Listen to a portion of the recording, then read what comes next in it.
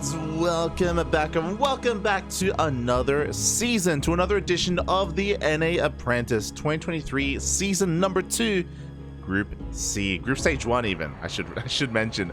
But welcome everyone, welcome. It has been quite some time, not since our last broadcast. We were live earlier today with ESL Open Cup Americas, but it's been a while since the last NA Apprentice broadcast. It's an event, this is a tournament that we have been covering for, oh my god, the past 3 years. 3-4 years. It's been a while. We've had a lot of seasons of NA Apprentice over the years, and it's great to be here once again with another season. For those wondering what this is, I know this isn't the most regular of events, but it's the second season of the year. And this is a tournament that was originally designed to be GSL for North America. Basically, GSL for North America, but with a bit of a twist. The main thing being that if you did reach the upper echelons of DreamHack or ESL Masters now, I believe if you hit the playoffs, then you were ineligible to compete in this tournament. I think its playoffs are top 4. Let me just double check here. But this is restricted, so from my understanding, I could be mistaken, but from my understanding, players like Estrella, players like Estrella and Scarlet were ineligible to participate, or maybe they opened it up to them actually. I'm gonna have to double check on that, because I see some other top NA players here like Trigger and Future and Vindicta, so they may have lifted that restriction, but the reason why that was there to begin with was so that this event could foster up and coming talent in the NA region. The NA region is very top heavy, as you can imagine. You know, it's the very top players that can, you know, kind of afford to be full-time, and this was designed to kind of help the mid-tier players, you know, not just have an event where they have opportunities to earn money, but also have an event where they have the opportunity to really showcase their skills to the people and really go toe-to-toe with the other North American players in the region, of course. So yeah, it's a really cool initiative. A shout out to Sugar and Pengy, aka Penguin, the two big people behind Apprentice Esports, which did start a couple of years after this event did begin. So the debut of this event, I should say. So yeah, it's been really cool to see them continue to support the North American region as much as they have, especially because, again, these smaller regions do need a lot of support. Regions like, you know, the Americas, regions like Southeast Asia, Oceania, and even Latin America. And I bring up Latin America because recently, in the most recent editions of NA Apprentice, it isn't really NA Apprentice anymore. It's the A Apprentice, the Americas. They have included Latin America. They have included Latino America in this event, just to help kind of broaden the horizons and allow some more players into this as well. And that means we have a couple of Latin American players that we will be covering today, which of course, always very excited about. Always, Bobby, always. Speaking of, we're in Group Stage 1, and there are a lot of groups to go over. There's a lot of groups, a lot of players. There are 6 groups in total, and we will only be covering 2 of them. We'll only be covering 2 of them. The other 4 will be covered by 2 other casters. I believe Chicken Man is covering 2 groups. Renegade X Studios is covering 2 groups, and the CranKy Ducklings, we are also covering 2 groups as well. So we're kind of spreading out the groups amongst the casters, just to spread the love, and also so we can cover everything in 1 week. I believe all of Group Stage 1 is going to be casted this week. Group Stage 2 will be next week. Oh boy, here we go. Exclamation mark B in the chat if you guys want to have a look at the entire group stage, and if you guys want to have a look at all the matches that will eventually come to pass, as we have our own group to go over. As we quickly switch our scenes, and here we go. We have 6 best of 3s ready and waiting for us. Typically we would have 6 best of 3s, but we do have a walkover. So we're in Group C. We're going to be featuring 4 lovely players. It's going to be Creature, Hunta, Jay, and Eggs. 4 amazing players. Of course, Jay from Canada, Eggs from Colombia, Creature and Hunta from the land of the Americas. And typically we would have 6 matchups, but we do have a walkover, which is unfortunate. Coming into this already, Hunta was unable to schedule a match with Eggs. These are replays, of course, as all of these matches have been organized amongst the players themselves, and as they have all gotten ready for this, just gotten ready for the group stage. And unfortunately, Hunta wasn't available. I'm not too sure as to why, you know, whether there was work or school or some other kind of scheduling conflict. Unfortunately, Hunta wasn't able to organize her matches against eGGz, so eGGz is already going to be getting a walkover win and already getting a point on the board here in this round robin stage. Top 2 make it out, bottom 2 get eliminated, and I'm pretty excited here because I'm curious to see how we're gonna get a little bit less of Hunta, to be fair, but I'm curious how Hunta and Jay will perform. I'm very excited. They're both players that are up and comers, and I do think that Creature and eGGz are the clear favorites. Let's be real.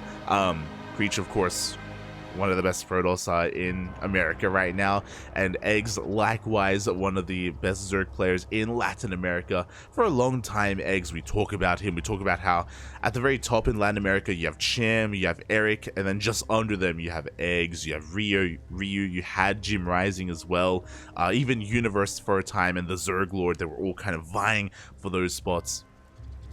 So many Zerg players. So at a time there were a lot of really good Zerg players in Latin America. Nowadays, again, not as much. Nowadays, you know, there have been players retiring, players stepping away, but these players here have not. They're committed, you know, and some of them even coming back to the game, like Creature, for example. So we got a lot of PVZs and a lot of ZVZs ahead of us. Look forward to it. I know I will, especially because we had a distinct lack of Zerg earlier today. We had a distinct lack of Zerg. And if you remember, it was Dark got knocked out of the quarterfinals in ESL Open Cup Americas, and then from there it was just Protoss and Terran. So my Zerg heart bled a little bit. But you know, here tonight, this is where we get our Zerg fix, or at least where I get my Zerg fix, as we are going to be getting ready for our first matchup of the evening. Just getting things ready. Lights up this. What are you talking? What do you mean? Este baby leaks. I've been casting all day, shaking my head. But here we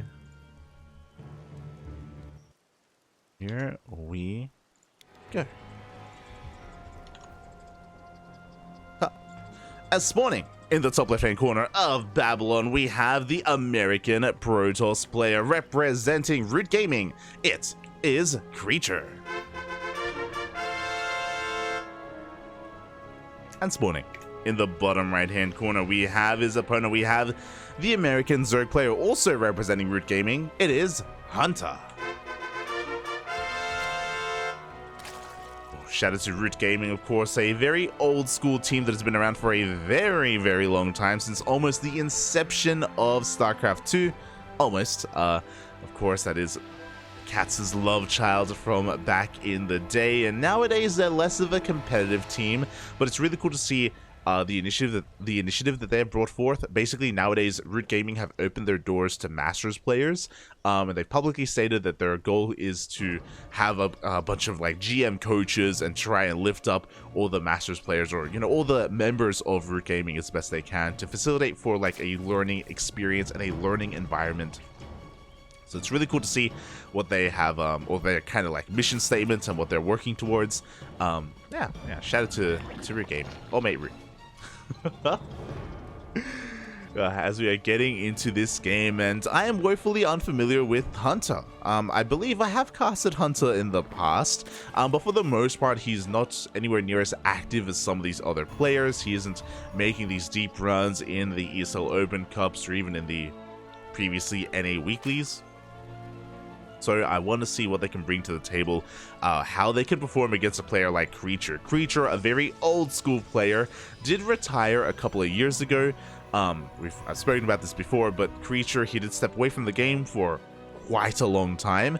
And recently, around the start of the year, around the end of last year, Creature came back. Creature came back to compete. It's really cool to see not just old school Korean players coming back to the game after a long hiatus, but old school American players as well. I was talking about it earlier today, but Intense was another player who's been retired for 7 years. 7 years! And Intense came back to compete this morning, which was really cool to see. It was really great to see Intense once again in ESL Open Cup Americas. And likewise, here we have Creature, of course, has been back for a couple of months, or almost 6 months. I mean, at least 6 months at this point. And has been improving quite a lot, has been getting back into the swing of things.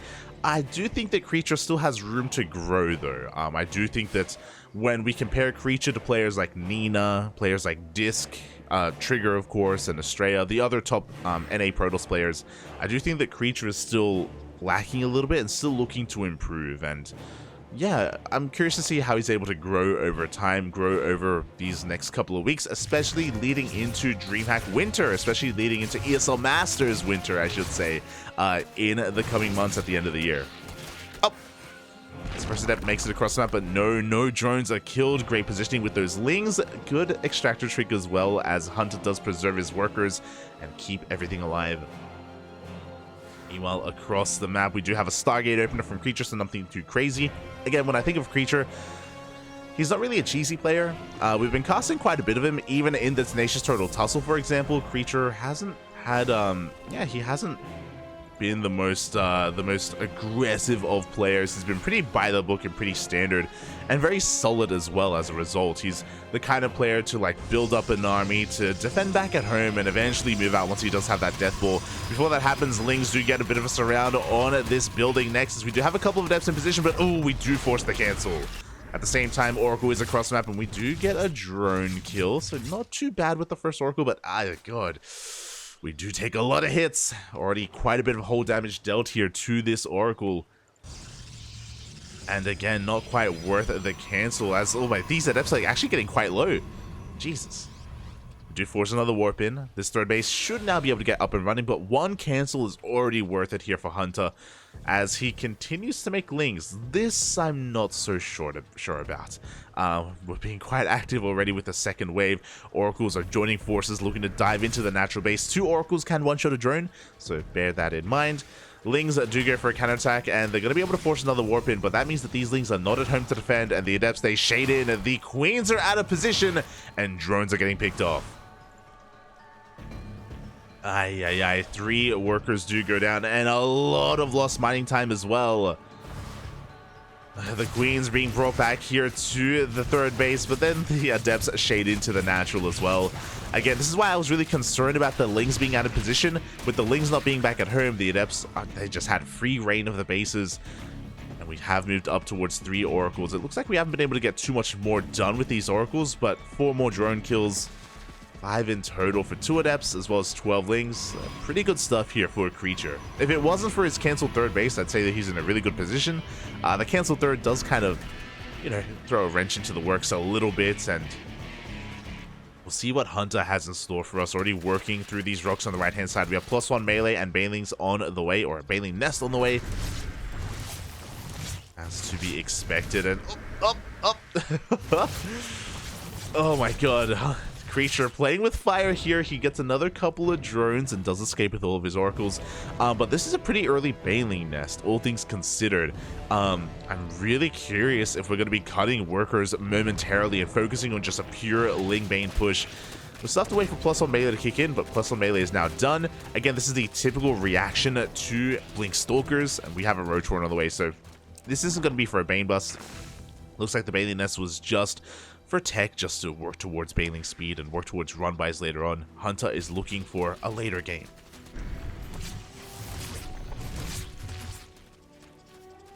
Hunta once again does push back those Oracles. We have another hatchery on the way as well. And yeah, things looking pretty solid here for Hunta, other than his drone counts. Obviously, because he's been losing so much. Not just that, he's actually been making a lot of Lings, and this is really eating into his overall worker count. He doesn't even have full 3 base saturation. He hasn't started +2 either. Is he going for a Ling Flood? The early Baneling nest, it did signify like a Ling Bane kind of all-in setup here, as we have even more Lings on the way, but it looks like really Hunta just wants to make sure that he's safe and secure against these Stalkers. But this is really hurting Hunta's economy. Ooh. Stay Strap goes off, but only on 2 of those Lings, and now we're going to be going for the surround. These +1 melee Lings, they can make short work of these Stalkers. Ooh, and a beautiful surround. A lot of Stalkers are going to be going down as well. Well worth it here for Hunta, as long as he has a couple or an army behind this. We have the Roach Warren. Where are the Roaches? Typically, the Roaches are the backbone of the army. The Lings, they help, you know, lock down the Stalkers, and the Roaches, you know, they shoot from behind, if you will. But alas, even though we had the Roach Warren, there we go. Roaches are now on the way. Lings are going for a bit of a counterattack as well. 4th base is being taken, and oh, we're actually going for a Baneling run-by. Alas, without any Roaches here, it looks like this 4th base is under threat. Creature is going to be looking to threaten it. He doesn't commit, though. He really is respecting the Ling count of his opponent. He doesn't want to throw anything away. At the same time, Banelings are rolling on in, but Creature, he is quick to respond. He does go for the Warping, but no! Oh. Those NS were softened up from earlier, so they did go down, but alas, the Banelings, they don't get into the mineral line. My life flashed before my eyes.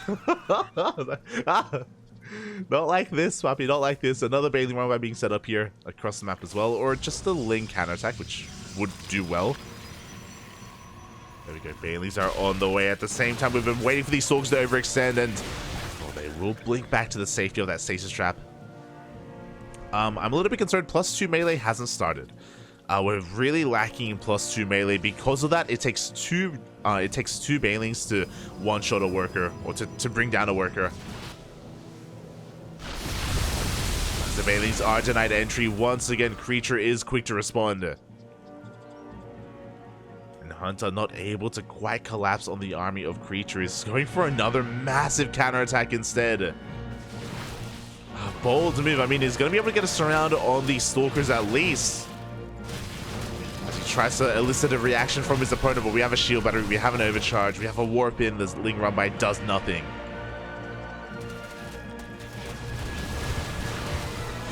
Ooh, and we're going to be losing a lot of Lings in the retreat as well. As Hunta is still on a very low drone count. 59 drones. Again, very little saturation. I guess he's prioritizing saturating his 4th base, as he's mainly making Lings more than anything. Barely any Ravagers, which I don't know how I feel about either. With the lack of Ravagers as well, like, I don't know, we're really lacking a lot of complexity to this army, and in the long run, I don't think it's going to work out too well. Another Baneling run-by being set up here. It is going to be spotted by Creature. Banelings do power on through, and it looks like the reaction from Creature is going to be fast enough. Oh.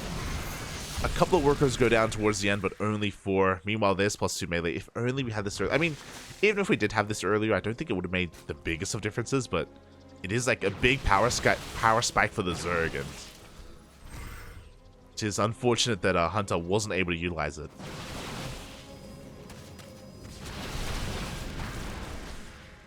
As Creature's army is getting pretty terrifying. That's a lot of Stalkers, Papi. We have 44 Stalkers on the field. My god. 44 Stalkers alongside 10 Zealots and 2 Adepts. The Adepts, I believe, are, mixed into the army as well. Hunta getting ready for a surround. Baneling's going to be rolling on in. The Lings do come in from behind, but there are still so many Stalkers. A good surround here on the left-hand side. It looks like Hunta's going to be able to clean this up. The Oracles were out of energy. We didn't have any Colossi, any kind of splash damage. The surround was real. And Hunta just completely annihilates that army. We have a couple of Zealots trickling on in. That is going to complicate things, but no, it still looks like we have plenty for the Zerg.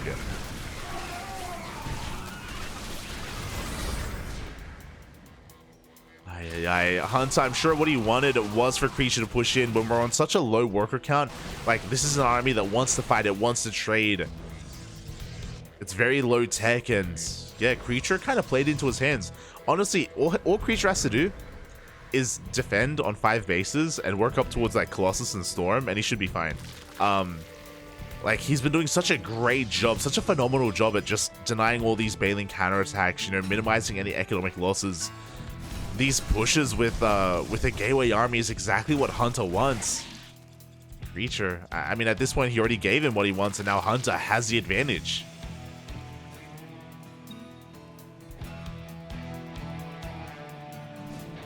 as he's looking to max out. Finally, additional gases are being taken as we speak. The counterattack is going to get caught out. Meanwhile, yeah, we do see Creature turtling on up. We have stasis traps, shield batteries, cannons being thrown down. Storm is now done.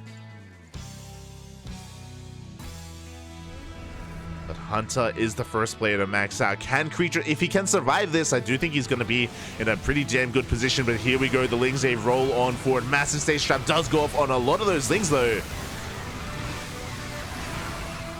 Immortals getting caught out as well. Storms are looking pretty damn good, and now the Lingbane is being cleaned up. Only Roach Ravager remains, and there's not that much Roach Ravager.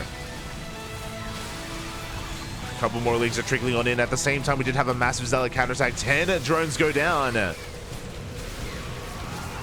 Oh, it looks like Hunta is barely breaking through. Biles do connect, but the Zealots are getting because of the Ravagers. Hunta's losing everything, and GG gets called. Hunta was very all in. No, there was no end game there for Hunta, and Creature takes game number 1. Ooh, GG.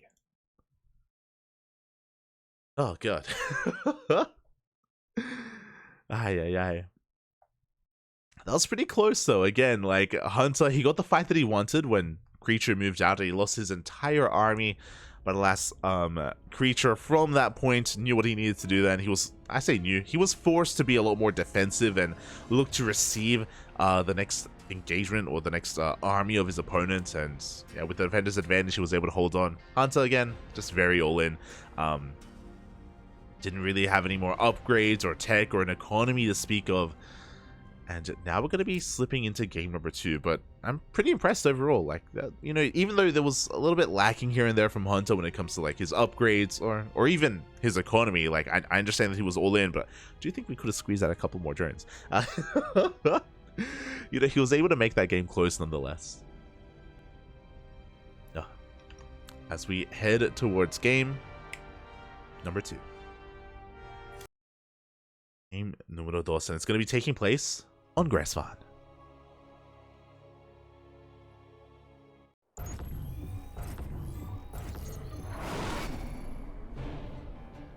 As spawning in the bottom right hand corner of Grassvan, we have a red Protoss player representing Root Gaming, leading the series 1-0. It is Creature.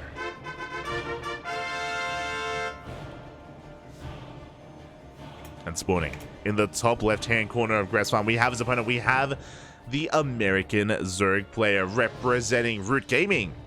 Down in this series, but not out. It is Hunta.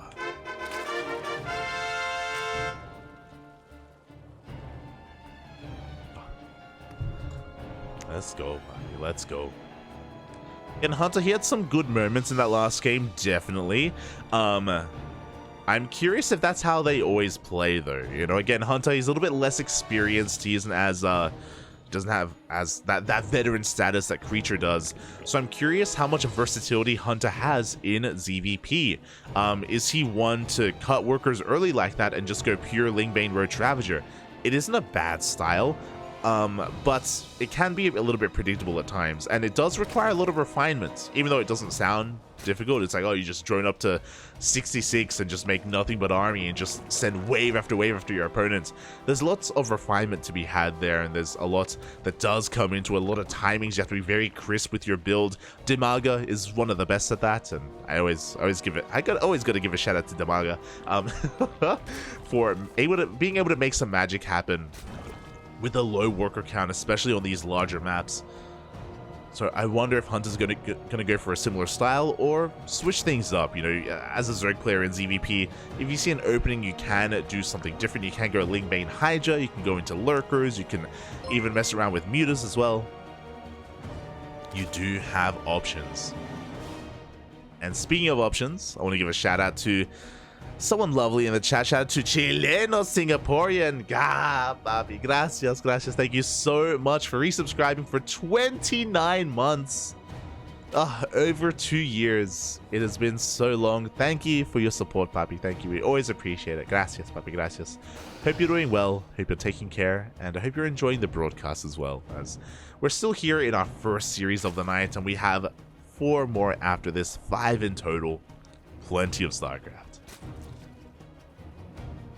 And I know that coming into this game, I was talking about how the Zerg player could mix things up, if they would mix things up, and it's going to be the Protoss that does it instead. Creature looking to be much more aggressive. We have a Twilight Council opener coming out from our Protoss player. No Stargate, which means, of course, aggression is to be had. What kind of aggression, though? We're going to be seeing some some Glaive Adepts. Are we going to be seeing a Charge all-in? Maybe something like a DT opener? We haven't pulled out a gas. I don't see additional gateways. I don't see a Robo either. Initially, I was going to say a Dark Shrine. I'm still thinking a Dark Shrine at this point, as we are going to be walling off. Waiting for a little bit more gas, though, to really kick in. Oh. And, oh, actually, we are going to be committing into Glaives. So the initial opener here was a little bit wonky, I'll be honest. It does feel like the Robo is going to finish up and we'll have our prison before we can really move out. But regardless, we are going to be going up to 4 gateways. We haven't pulled out a gas, which means we could see a different variation. We're actually throwing down 2 more gases. Interesting. So there's a reason why this build did look a little bit different, because it clearly is. So we have different variations of Glaive Adepts. We can go up to 6 gates and commit to Glaives, or we can go for a Dark Shrine as well and mix in DTs. We can go for a faster Robotics Bay to get into a faster Disruptor transition after your initial Glaives. We're actually saturating these gases as well. Oh my god. Show me what you got. Show me what you got. Meanwhile, across the map, Hunta has just been droning up. Roach Warren being thrown down at a pretty reasonable time. Hunta hasn't gone in for a scout, but he recognizes that there is no third base, so it has to be a Twilight Council opener. So Hunta is preparing back at home. Oh my god! This is why the gases were taken. So for those, the reason why I was pointing out these gases is because if you go for 4-gate Glaive Adept, you only need 2. You only need 2 gases. So when he threw down these 2, it had to be for something. I was assuming maybe Disruptors, maybe DTs. The last thing I was assuming was 2 Stargates. Oh my god. Let's go, Papi. Let the creature is going. He is a creature. He's an animal. He's going full Protoss, full NA, Papi. Let's go. Glaive Adept into 2-port Void Ray, or a double Stargate Void Ray. No Phoenixes. Okay. And +1 air attack is on the way, which has been scouted by Hunta, by the way. He did see this researching. Could only be one thing, and that is +1 air attack. Meanwhile, we have a drop slipping into the main base. Lings are ready and waiting. These Adepts shouldn't find too much damage at all. And this is kinda looking like the Patty Mac special. Kinda. I mean, Patty Mac does take a third base behind this, and he goes Phoenix into a dark. Oh, let's go! Creature! He's a fan of Patty Mac. These Adepts leave much to be desired, though. Let's be real. I mean, Patty Mac also doesn't go Glaives. If you remember, he goes for a Glaiveless Adepts. If I'm not mistaken. As he goes for the... No. I think he gets Glaives, but he goes for the recall. So far, I am a little bit concerned here for Creature. As here we go, the Lings do go for a counterattack. The Adepts get cleaned up. The third base is going to be denied. Very well done here by Hunta. But the Adepts start getting a little bit out of hand. Initially, I was assuming that they would do no damage. Oh my god, the Lings, they're committing, by the way. They want to bust on through. There's nothing here. There's nothing at home to defend. The wall is about to be compromised. We have a couple of Adepts being warped in. Meanwhile, across the map, drones are falling left and right. 6 workers do go down, but the Queen should be more than enough to clean this up. +1 air attack is denied. 2 gateways go down. We have 2 more behind this, so we can still warp in at least Zealots, not Adepts. As the Lings will back off. And Creature is going for it all. This is like Corsair DT from Brood War. Phoenix DT instead. The Phoenixes have not revealed themselves. Bear that in mind. Hunta hasn't scouted the main. And the Phoenixes, despite the chaos going on, despite the fact that Creature almost just died, the discipline, he's kept his Phoenixes hidden this entire time. They're not going to do amazing against these Lings, to be fair. Phoenixes are typically not what you want against this, but the DTs are warped in, and the DTs on their own do shoo away all of these Lings. What's stronger, 63 Lings or 2 DTs? The answer, clearly the Invisible Man, as Hunta is forced back. The Phoenixes do move out across the map, and they're looking to hunt down as many of these Overlords as they can. One Overlord does go down at the same time. DTs are warped into the main base. No, the Spore is gonna go down. The Spore falls. The lair is under threat. Lings go for another big counterattack. They're gonna be once again denying the third base. How many Overseers do we have? We have 5. We have a lot of Overseers. 5 Overseers, but the DTs are all going to be saved. Oh no, we left one behind. As the Lings are still going to bust them through, but we have an Archon. One Archon is enough to plug up this wall. Hunta doesn't find a way in. And even though Creature's on 2 bases, he's in a pretty good position. We have a Hydrogen on the way, so Ling Hydra, not a bad composition. Definitely. Hunta is able to squeeze out some workers. At least the lair survived as well. The DTs, they kept Creature alive. They didn't really do too much counter damage. Oh, as the Creature is transitioning into Charged Lot's Immortal Archon. +1 air attack has restarted as well. Okay. And the Phoenixes, now is their time to shine. Second Overlord goes down. They're going to be rotating over into the main base. More Overlords are exposed. Did I say Overlords? I meant to say Queens. As we just ignore the Spore and we just wreak havoc here in the middle line. These Queens don't have the highest of DPSs. We take down 2 Phoenixes, but for 11 drones, well worth it here for Creature. At the same time, another massive Link counterattack. We have Archons and DTs as well. Oh, this is not the best trade here for Hunta. Oh my god, those 63 Lings we saw earlier, they all just died. And they killed 1 Archon. Looking at the units lost tab, 130 Lings have died this game. The second Archon survived, the DTs as well. That was a very efficient fight for Creature. I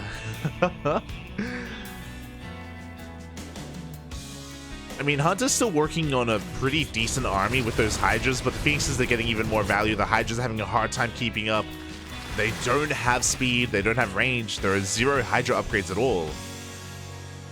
Having a hard time keeping up. Oh no, we have a Fleet Beacon. No!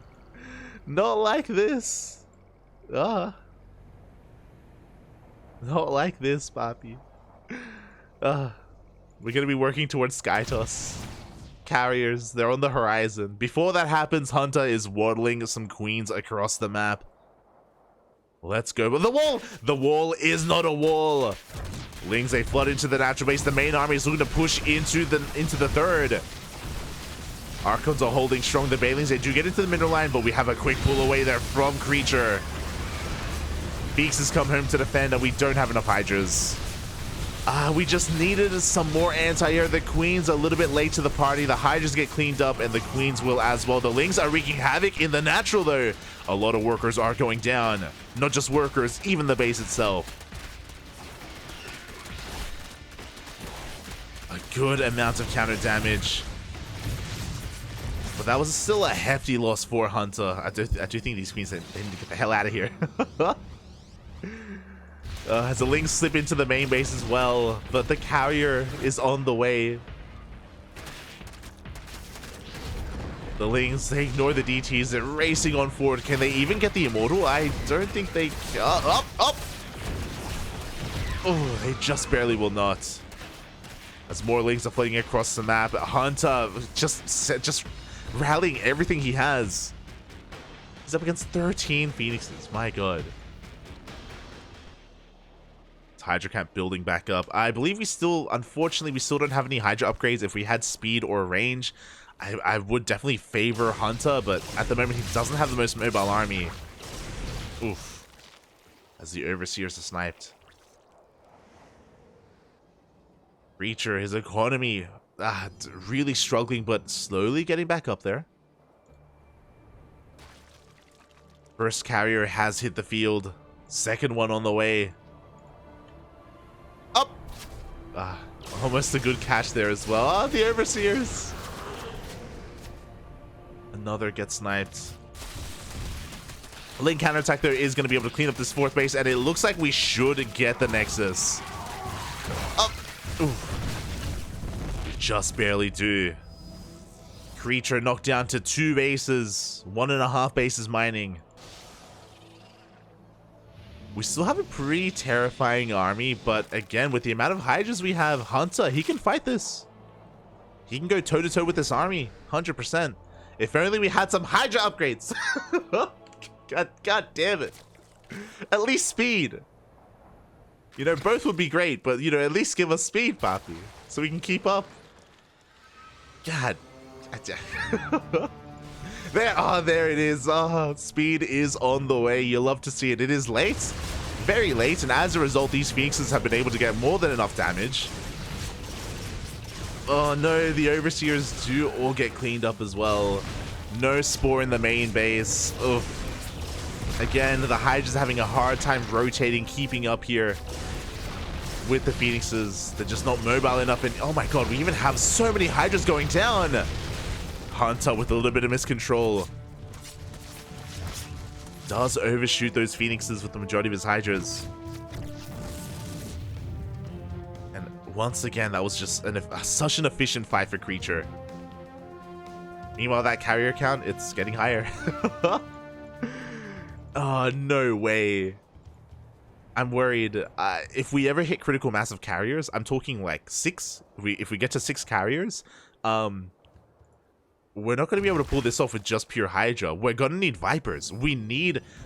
If the game goes on a little bit longer, then we will need some Spellcasters. Whether it's Vipers or even Infestors from Microbial Shroud. As much of a meme as that is, without Storm, like, it can still work. But Hunta is about to max out. He should be hitting before we get too many more carriers. The third one is hitting the field. Here we go. Hunta going to be coming in from behind. What do we have at Hunter event? We have 2 shield batteries, a cannon, a lot of Archons, and here we go. The Hydras do dive on forward. Lingbane rolling on in as well, trying to crash into that mineral line. The Phoenix is doing a decent amount here by actually picking up a lot of these Hydras. The mineral line gets evaporated instantly. The Hydras are breaking on through. We still have so many Phoenixes though. Oh my god, they pick up they pick up every Hydra. The Hydras completely get reset. Oh, that was an expensive loss for Hunta. He gets the mineral line, but he loses everything. The Hydras, the Queens, the Lings. Ay, ay, ay. And Hunta doesn't have the best economy. He can't sustain these losses. He's only got 59 drones, and sure, that's like a better economy than Creature, but it isn't enough to rebuild such an expensive Hydra army. We're trying. We are definitely trying. God, Hunta had like almost a 50 supply lead. And alas, that lead just evaporated.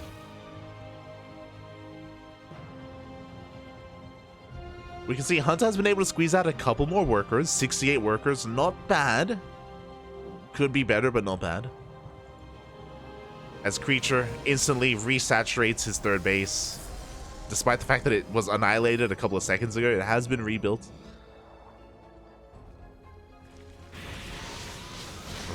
Another Baling run by, not quite getting enough damage done. Good reaction there out of Creature. Even one Baling rolled on in. Once again, we don't have +2 melee, so one Baling is not enough. Otherwise, every single one of these probes would be dead right now. Oh, they still mate. We wouldn't have needed this Link run by if we did have +2 melee, but regardless, the Lings do clean up the mineral line. 13 more probes go down.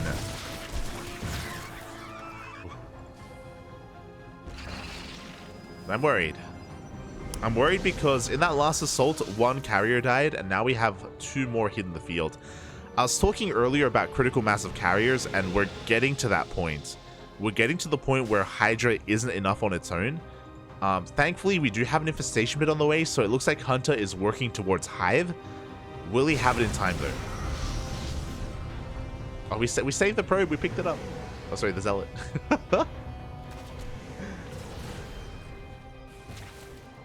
We're continuing to go for these Baneling run-bys. Hunta has the map control, has so much creep spread. The big thing that's holding Hunter back, I think, is his economy. There's nothing stopping him from saturating these bases and droning up to 80. And if he did, he would be able to max out so much faster. But we saw it in game 1. Hunter is very adverse to droning. He's not really one. He thrives in the mid game. I think we've all learned that over the course of this series. Oh, as we do catch the Phoenixes, and oh my god. A good half of those Phoenixes do go down. Do we have range? No, we never got. I was curious. Yeah, we don't have Hydra range. But we do have a link counterattack. The third base is going to be going down. And we may force Creature all in.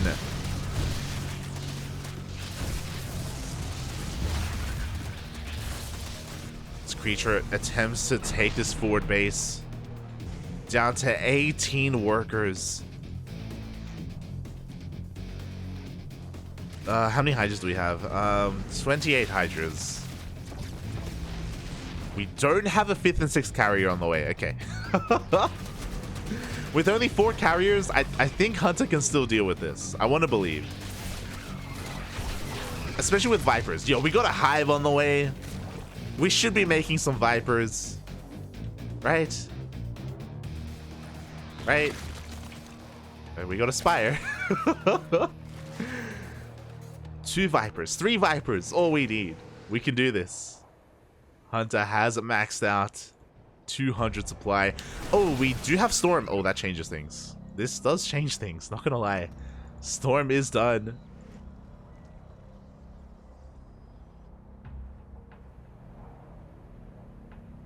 Hunter is setting up a surround. Ling Bane from behind, a Hydra coming in from the front. How many High Templar do we have? We have 2 High Templar. Full of energy. Ling run by, not gonna find too much damage, but Hunter is getting ready to assault that third base. Army is being pulled out of position. There are no shield batteries. Oh, there's about to be one. Ooh, a good storm on those Lings. And Hunter is coming in from behind. How good are the storms going to be? Pretty good so far, but that's all the storms that we have to work with. We don't have enough Hydras. Yeah, there's not enough anti-air here.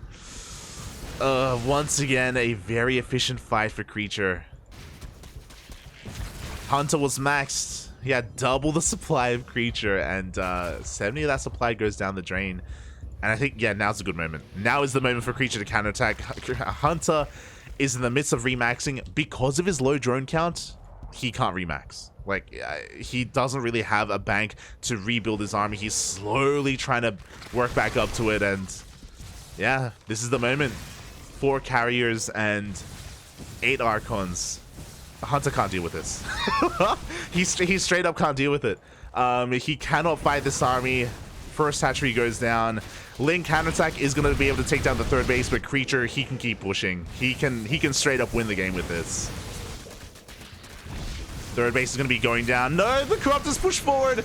And then within range of the Archons, every Corruptor is going to be going down. Oof. They almost get a carrier. But alas, Creature, he is breaking the third base. He's going to be able to break the Hydra Den as well. The Lings are doing a lot of damage across the map. I think Hunter's best chance to win this game is to go for a base trade. If he avoids the army, and if he sends all his Hydras across the map, he will at least force Creature to turn back around. But, like, engaging is not going to work. It's not going to work for him.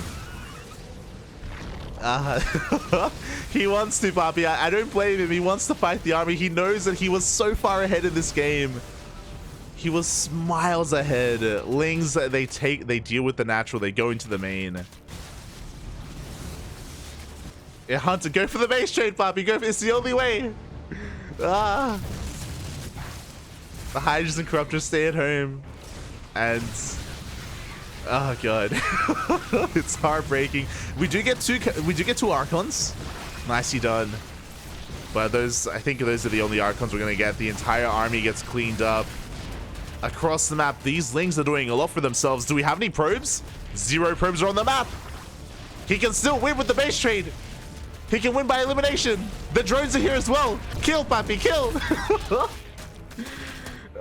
We have a couple of carriers turning back around.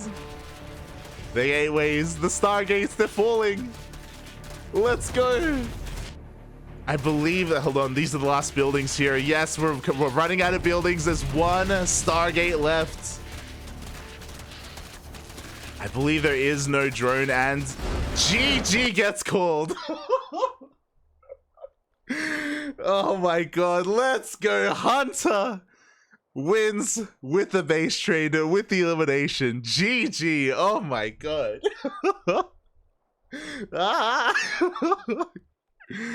Oh god, that went down to the wire, Papi. That went down to the wire. GG. We have an ace match. We're going all the way to game 3. I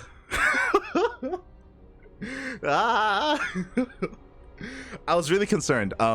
Like as soon as Creature started moving out across the map, I was like, Hunta can't fight this. If he fights, he loses. And he was losing. He lost all of his Corruptors, he lost all of his Hydras. Like, he could not fight the army of Creature despite maxing out twice in that game. There were 2 fights where he was up. I think for the first fight, he was up 50 supply. The second fight, he was up 100 supply. Unironically, it was 200 supply against 100. He could not fight Creature. And I think that base trade could have been done a little bit more cleanly, but regardless, GG, well played. We're going to the ace match, Papi. Let's go, let's go. The chat, I thank God Protoss can't lift their buildings. True, true. Aye. Game 3, Papi, game 3. We're going the distance.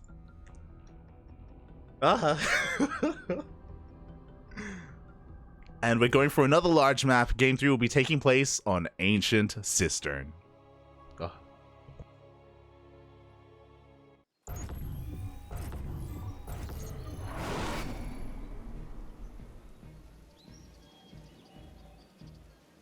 I was just taking some water. Here we go. Spawning in the bottom left-hand corner of Ancient Cistern, we have the American Protoss player representing Root Gaming, the favorite of this series, one of the favorites of the entire group, but being forced into the ace match. It is Creature. And spawning in the top right-hand corner, we have his opponent. We have the American Zerg player representing Root Gaming, a teammate of his opponent, the Underdog. I did notice earlier someone was asking, who's Hunta? I don't see him on a League. Is he an old school player? He's an up-and-comer. He's more of an amateur, a semi-pro, if you will. He is GM, but he is working his way up. He's looking to make a name for himself, and taking a map off of Creature is definitely a way to do it. It is Hunta. Let's go. Let's go, Papi. Colombiadan in the chat. I was gonna go to bed, but now I have to see who wins game 3. True, Papi, true. Oh my god. Alright. That was a wild game as well, by the way. Remember, Creature, it was a 4-gate Glaive Adept into double Stargate Phoenix production into a Dark Shrine. Into Skytoss. It was crazy what Creature was doing. It was absolutely insane. He was being so greedy with his tech, trying to get away with so much, and he almost did. Let's be real. He almost got away with it. Ay. And now we found ourselves in the ace match. Hunta going for a hatch gas pool, forced to take the unnatural natural. Interesting choice. He takes the triangular third base, which does mean that it's going to be a little bit easier for the oracles to bounce between the bases and try and get economic damage done. So we'll see if Creature even goes for something like a Stargate opener. He can take advantage of this if he does go for those oracles. Across the map, Creature did go for a gate expand into that cyber core. Nothing too crazy, nothing too cheesy out of at least the openers. Also, will Hunta ever drone up more than 66? I've never seen Hunta with 70 drones. And he makes it hard for himself, you know? Like, Papi, just make drones, just make workers, as we don't have a Stargate. Once again, a Twilight Council opener coming out from Creature. Ay, ay, ay. Let's go.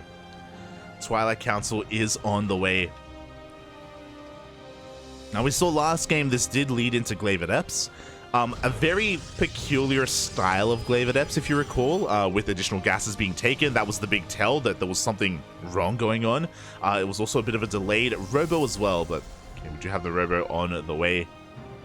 And this time we should be seeing a much more standard variation of Glaives. Until such a time, Hunter's just going to be saturating his bases, getting his 3 bases up and running. Robo on the way. And momentarily, oh no, we don't have Glaives, we don't pull out of gas, and this time it's for a Dark Shrine. We have a DT opener here from Creature, a little bit old school, you know, very from back in the day. And of course, there's a lot of flexibility with the DT opener. With your initial DTs, obviously you can do a lot of damage, but even if you don't do damage, you can go for a follow-up Archon drop instead. Meanwhile, Hunter's throwing down some safety Spore Crawlers. Lings are moving out across the map, getting eyes on what exactly is going on. And because there is no third base, we should be seeing a Roach Warren in a couple of seconds.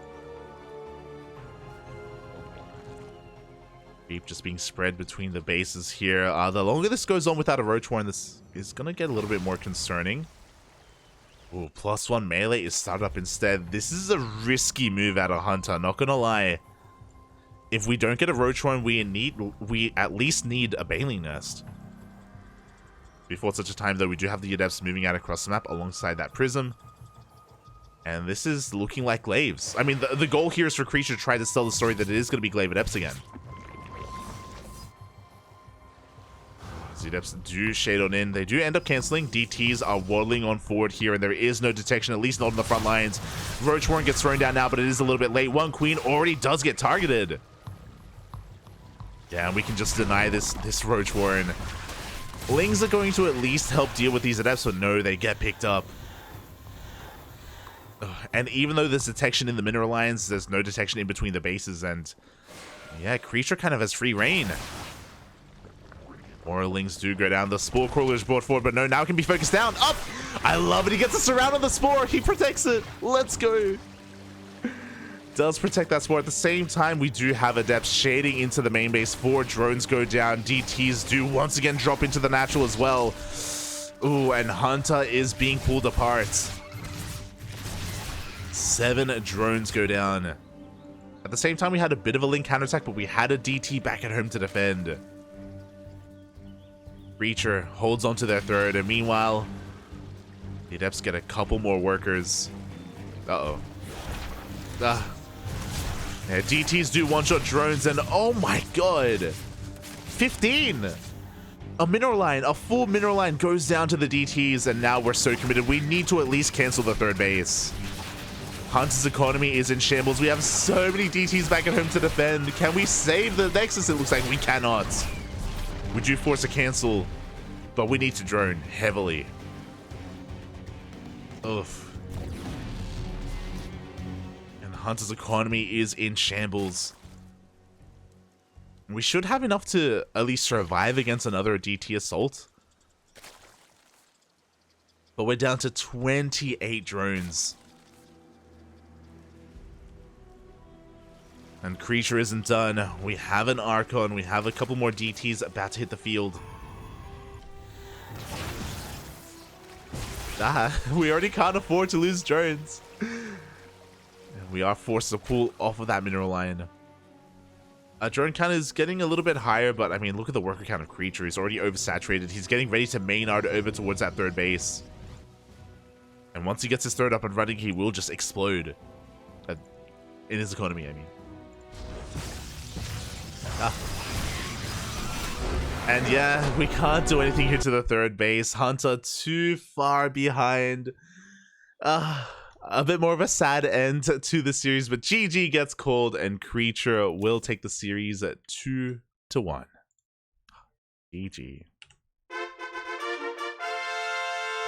A good job at hiding the DT opener as well. Remember, when we moved out across the map, it was 4 adepts with that prism, and the DTs were hidden for the most part. So Hunta was kind of fed false information, and the DT harass in conjunction with adept harass as well just snowballed out of control. 15 drone kills is game-ending damage at this level of play. You cannot afford to make mistakes like that, or to receive that much damage. And with that, unfortunately, we won't get a longer game, we won't get a mid-game, and Creature will be the first here to win his series. It wasn't an easy one, and I want to point that out as well, because Creature came in as the favorite, but I was really impressed here, really impressed by what Hunta had to offer. Yeah, it's a shame that we won't see too much of Hunta today. I want to experience more of Hunta, but alas, we mentioned it earlier, and now's a good time to check the brackets. There was, of course, a walkover. There was a walkover in this series. Oh. We quickly do switch our scenes over. Huh. So we just finished up our first matchup. It was a Creature taking down Hunta 2-1, and at the start of the broadcast, we did have a look at the group, and unfortunately, Hunta could not organize their matches against eGGz. So I would have loved it. Like, eGGz and Creature, they're the 2 favorites, and Hunta may have been like the wild card, the dark horse to really mix things up and shake things up in this group. And I would have loved to have seen eGGz versus Hunta. I think that also would have been a really entertaining series. Unfortunately, we're not going to be getting that. We are denied that, and we will be getting Hunta versus Jay later on, but it's a shame. I wanted more, Papi. I wanted more. Regardless, GG, well played. Congratulations to Creature. Does get a good start here to his group, and we're going to be moving on to our next series. It is going to be Creature going up against Jay, the Canadian Zerg player. Matchups, they do not, the ZVPs, they don't stop, at least for now. We're going to be having a bit of a break from the ZVPs once we do wrap up this series, as we dive into those ZVZs a little bit later on in the evening. Oh boy. And here we go. Likewise, kind of like Hunta, I'm also really I'm really looking forward to see what Jay can bring to the table. We have been casting a little bit more of Jay recently in the ESL Open Cups and in some of these other online events, but we'll see how he does against someone of the likes of his opponent. As spawning in the top right hand corner of Altitude, we have the Canadian Zerg player representing SC Swarm. It is Jay.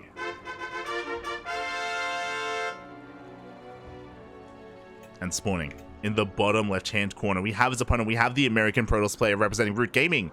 It is Creature. Creature showing off quite a bit of variety in that last series. Remember, game 1, he went for a standard Stargate opener into Oracles, into +1 Blink Stalkers, as meta can be. Game 2, he went for a Glaive Adept opener into double Stargate Phoenix, and game 3, he went for a DT opener, but with a couple of adepts as well to try to mask it, to try to hide his overall build from his Zerg opponent. So far we've seen different overall game plans from Creature every game so far. Will he mix things up against Jay as well? We'll see. But now we do have a hatch gas pool opener here from our Zerg player. I guess my eyes are on Creature to see what else he mixes into this PVZ, or to his PVZs. Jay, I guess my eyes are also a little bit on him to see how he can really perform against a more established player like Creature. I would say that Jay is in the same boat as Hunta in a way. Up and comer.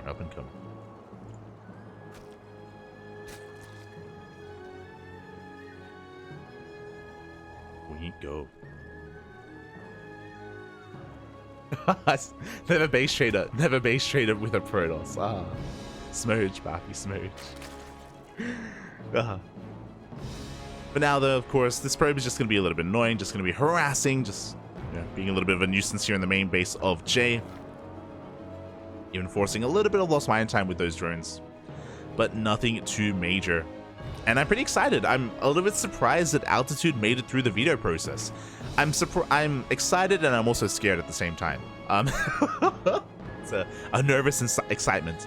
Altitude is the largest map in the map pool, and typically large maps favor Zerg players. That's typically like the mantra, just because there are so many open spaces, which means that pushing out across the map and engaging in the center of the map is a really difficult thing to do for the Protoss. But that's where the Protoss comes in and says, well, what if I don't push out? What if I just turtle up on 4 bases and go towards Skytoss? That's kind of their answer to that conundrum. So because that, I'm a little bit concerned as to how this series will progress, or how this game will progress, as we're already kind of working towards that. We do have a Stargate opener coming out from Creature, but this should be for Oracles, this should be for Blink Stalkers. What's scary is that already tonight, Creature has shown his proclivity to, or his tendency to go towards Skytoss. He's willing to do that, even in a more risky situation. So in a safer situation, I'm sure he's more than willing to embrace the Skytoss as well. Or not, hopefully not, maybe he goes for a mass ground toss style instead. We'll see. As we do have that first Oracle on the way, Jay just fanning out his lings, getting an eye on things, making sure he's aware of a third base if it does, or if it is going to be taken. Ooh, Jay going for a very early Roach Warren, a sub 4 minute, that was a 3 minute 45 or 40-ish Roach Warren from Jay. Typically this is not done unless you believe it's a Twilight Council opener. Jay does have eyes on the third base. I wonder if he intends to make use of this, as the Oracle does zoom across the map. Oh, there is no Spore here at the natural base. Queens were out of position already. Damage is being done. 7 drone kill. Oh my, 8. Oh. 9 drone kills already. This is not a good start for Jay. His queens not quite where they needed to be. He had 2 queens at the third. He had 2 queens in the main. His natural was exposed, and that's exactly where the Oracle showed up. Behind this, we do have a Twilight Council on the 4, so it is going to be a +1 Blink Stalker follow-up. Very standard stuff coming out from Creature. And Jay is coming out the gate stumbling. He stumbles out the gate, is what I should have said. But yeah, as a result, he's going to be forced to drone up. He threw down a Roach Warren. I think he just assumed that it was going to be a Twilight Council opener. He maybe just mistimed when the third base should be taken. And yeah, just these little inefficiencies are adding up. A couple of transferring workers do get caught out as well. No, the Spore isn't done here at the third either. Oh my god, 14 drones in total. Look at the units lost tab here. Creature just having his way with Jay in the early game, and this is dangerous because this really does snowball out of control. Creature with a really solid lead right now. And yeah, before we've had any kind of big engagements, any kind of big back and forth, Jay is going to be playing from behind.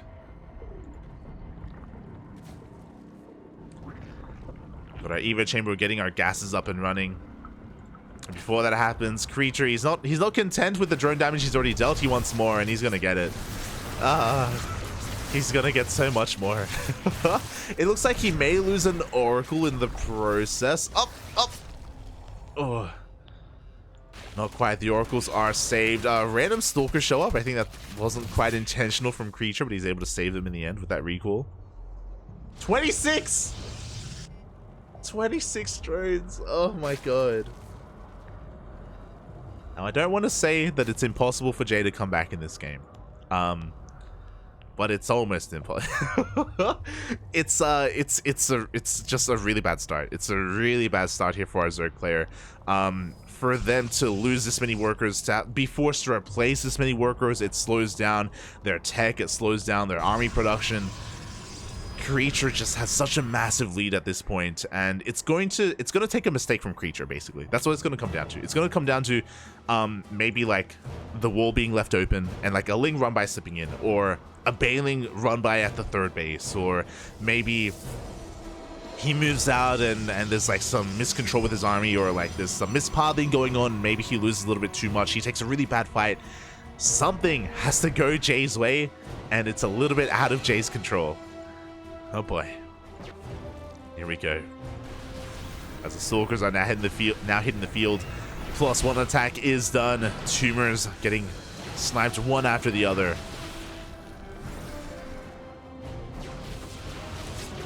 And we do have a decent amount of Lings to deal with this, but there's a Sage Trap that's about to finish up as well, and there just isn't enough on the ground. Lings are being cleaned up. The Queens, there just aren't enough of them to really protect themselves, and with this push, Creature is going to be able to break into the third. We're trickling in a couple of Lings here to defend, but just because of how poorly the early game went, GG gets called and Creature takes game number 1. Ooh, in a pretty convincing fashion. Oh, GG. Again, the early game harassment just won Creature that game. The Oracles, the Adepts, it all just got out of hand. It got out of control. And yeah, maybe it's very possible that because we're on altitude, because you have a little bit more time to react, and it's a little bit, you know, sometimes it's a little bit harder to get harassment done. Maybe Jay was just a little bit lax in his defense just because of that. Maybe he was just, yeah, a little bit too carefree. And as a result, he was punished quite hard for it. Quite hard. Oof. As we get into our next game. And I would like to hope that we don't get a repeat of game 1. I would like to believe that after that game, Jay's like, okay, I gotta tighten up my build. I gotta make sure my queens are in position, they're on time. I've got my spores ready. That we're not gonna be cutting as many corners here against our opponent. As here we have him in the top left-hand corner of Gressfarm. We have the Canadian Zerg player representing SC Swarm. It is Jay.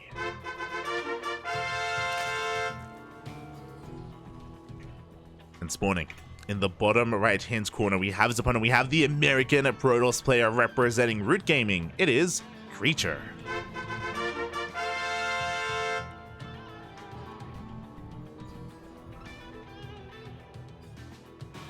Oh boy. Aye. Yeah, that was a pretty rough game number 1, and hopefully we're able to shake it off. Games like that don't happen too often at the pro level. Sometimes they do. I'm always reminded of Max Pax versus Solar a couple of weeks ago in Kung Fu Cup. I feel bad for Solar, but I'm never going to forget it. Where what we saw out of Jay, from Creature versus Jay in game 1, same thing happened to Solar against Max Pax, pretty much. Where the Oracles and the Adepts got out of control. They didn't get 26 worker kills, they got 16 worker kills, and after that Solar tapped out. He's good enough to recognize that, hey, if we're losing that many drones against a player like Max Pax, like there's no way to recover from that. And those kind of games, they're few and far between, but they are brutal whenever they do happen. They yeah, oh. Sometimes hard to watch.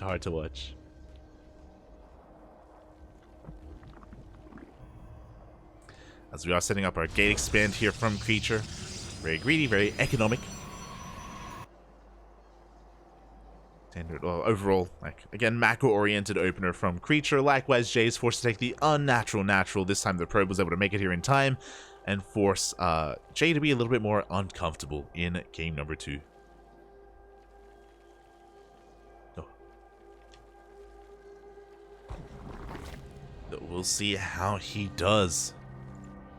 And we'll see if Creature mixes things up. I mean, after game 1, I think we're all assuming that, hey, if Creature wants to, we can just go for a Stargate opener again, just go for the Oracles and just play out a standard game, and he should be feeling like he should be in a pretty damn good position.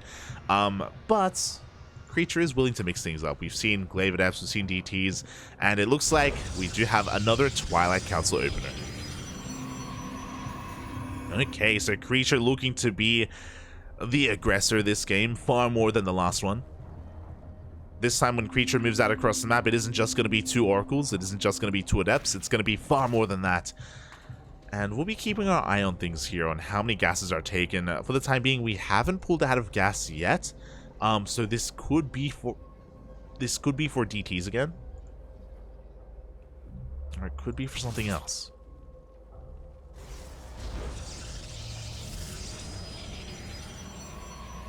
There it is, a robo is on the way. Show us the Dark Shrine. We're fully walling up here at the natural as well. We're just waiting for a little bit more gas to work with.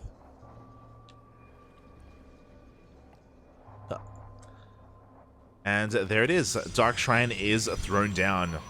So very similar to game number 3 of Creature versus Hunta. There's going to be that DT opener. And we'll see if Jay can have a little bit better luck here to defend against those DTs and minimize his losses. Lings are going to be moving out, trying to get an eye on the would-be third. Stalker does reveal itself, and this is a bit of a tell that it's going to be a Twilight Council opener. Jay has a piece to the puzzle. Gases are being taken. And if you remember, last game, Jay was really quick to throw down a Roach Warren. A Roach Warren wouldn't be a bad idea right now.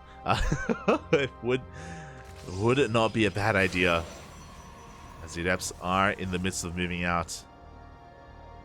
Prism has been spotted. Jay is now aware of at least the Twilight Council. Again, because of these Adepts, it does still look like Glaives, and thankfully, we have a Spore at the third. Oh, no Spore in the main, no Spore in the natural. Jay throws down a Roach Warren. He's making Lings. I'm pretty sure he believes it's Glaive Adepts. Ah. Yeah, he's fully walling off, which will deny a Shade into his natural. And we do have a Spore at the third base as well, so we have detection where it's required. But the DTs do reveal themselves, and they are working on that wall. Spores are thrown down instantly in both the main and the natural base. A good surround on these Adepts. For the most part, they will be cleaned up. And it looks like Jay is going to be holding. He shouldn't be losing too much more from here. As I say that, the DTs are going to waddle on in. Actually, they're going... there we go. They do waddle on in, but again, Spores are already done. They're going to be settling. Oh my god, we warp in another round of DTs, and we're going for the Roach Warren, and we're going to get it! Ay. This is brutal. Roach Warren goes down. Both Evo Chambers as well. I mean, this isn't economic damage, but these are still really nice pickoffs nonetheless. As we are now morphing in those Archons. Now this time, Jay, his economy is looking pretty good behind this. But without Roaches, these Archons, they can get a lot of value. How many queens do we have? 5 queens. That's definitely okay. Archons going to be hunting down these Overlords. At third base being thrown down behind this as well. This creature is looking to saturate his bases, working on Immortals for that eventual Roach push.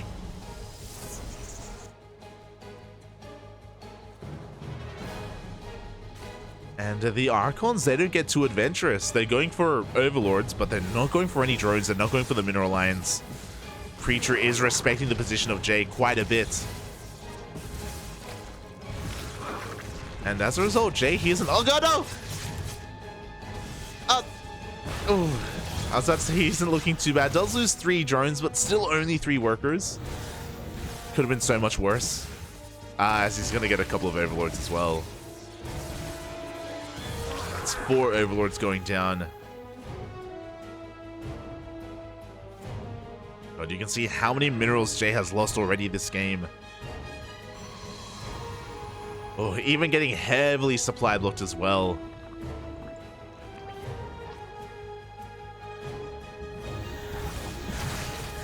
And now we're finally going for that economic damage. A couple of drones going to get picked off. The Archons, again, they have plenty of shields to work with, and with that Prism, we shouldn't really be losing anything.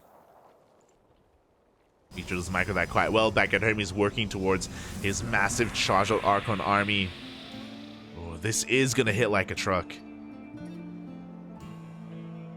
Unfortunately, Jay, tech-wise, has been slowed down quite a bit.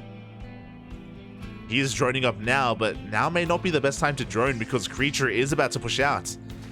And what do we have for Jay? We have 5 roaches, 17 lings. And Jay's being pulled apart. We get the warping into the main base. The Archon's wreaking havoc. They're going for the drones! No! Drones are pulled back in time, but the main army is about to just lay siege upon this 4th base. Jay goes for a massive counterattack. He does get a mineral line, as well as deny the 4th base. That's a kill, not a cancel, but I don't think he can deal with the main army. There's just far too much across the map. The Immortals, the Archons, the Zealots. Even though Jay is doing a good amount of damage across the map, he cannot survive. He cannot hold on to his own bases. As hatcheries are falling left and right, GG gets called. And Creature will take the series 2-0.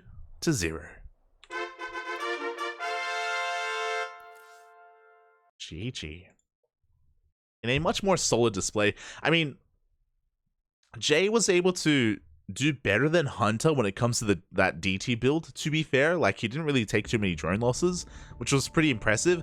But despite that, it goes to show that when you open up with DTs, you don't need to get drone kills. Like, even getting some tech, getting overlords, gaining map control as well, and just wreaking havoc and just causing all this chaos for the Zerg player is enough to kind of get yourself a lead.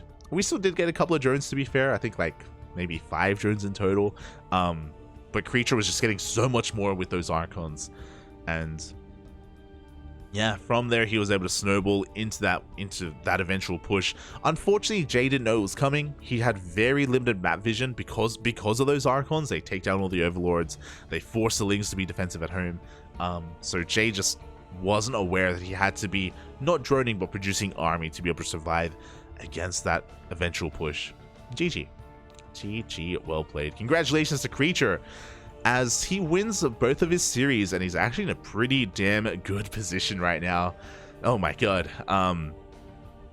Currently at the top of the group, but coming into this group, we did have another favorite. It is Creature and eGGz, of course, as the top 2 players, and eGGz technically already has a win as well because of that walkover over Hunter, and eGGz will soon be going up against Jay in the next series as well.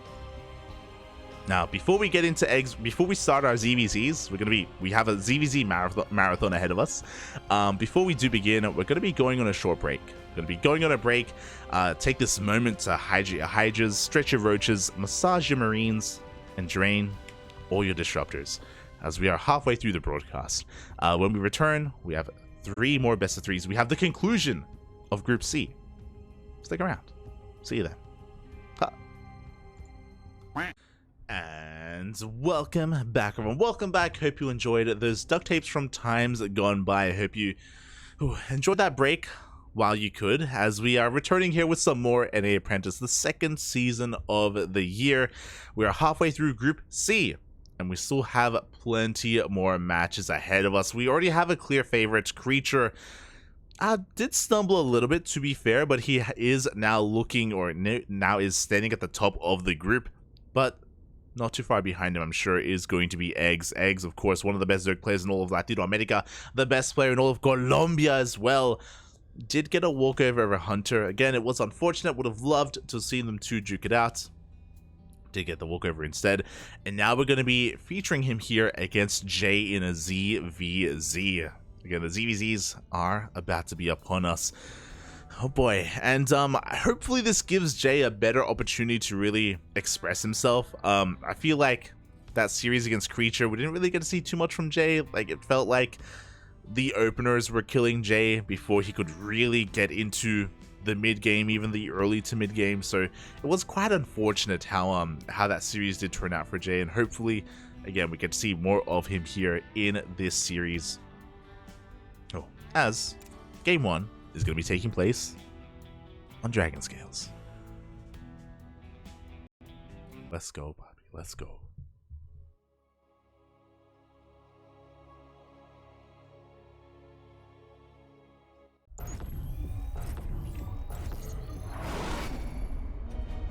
And spawning in the bottom right hand corner of Dragon Scales, we have the let's go. Oh, this isn't going to be a long series, is it? Let him play, Poppy. Let him play. In the bottom right-hand corner of Dragon Scales, we have the Canadian Zerg player representing SC Swarm. It is Jay. And spawning in the top left-hand corner, going for a 12 pool, we have the Colombian Zerg player representing Platinum Heroes, the best player in all of Colombia. It is eGGz.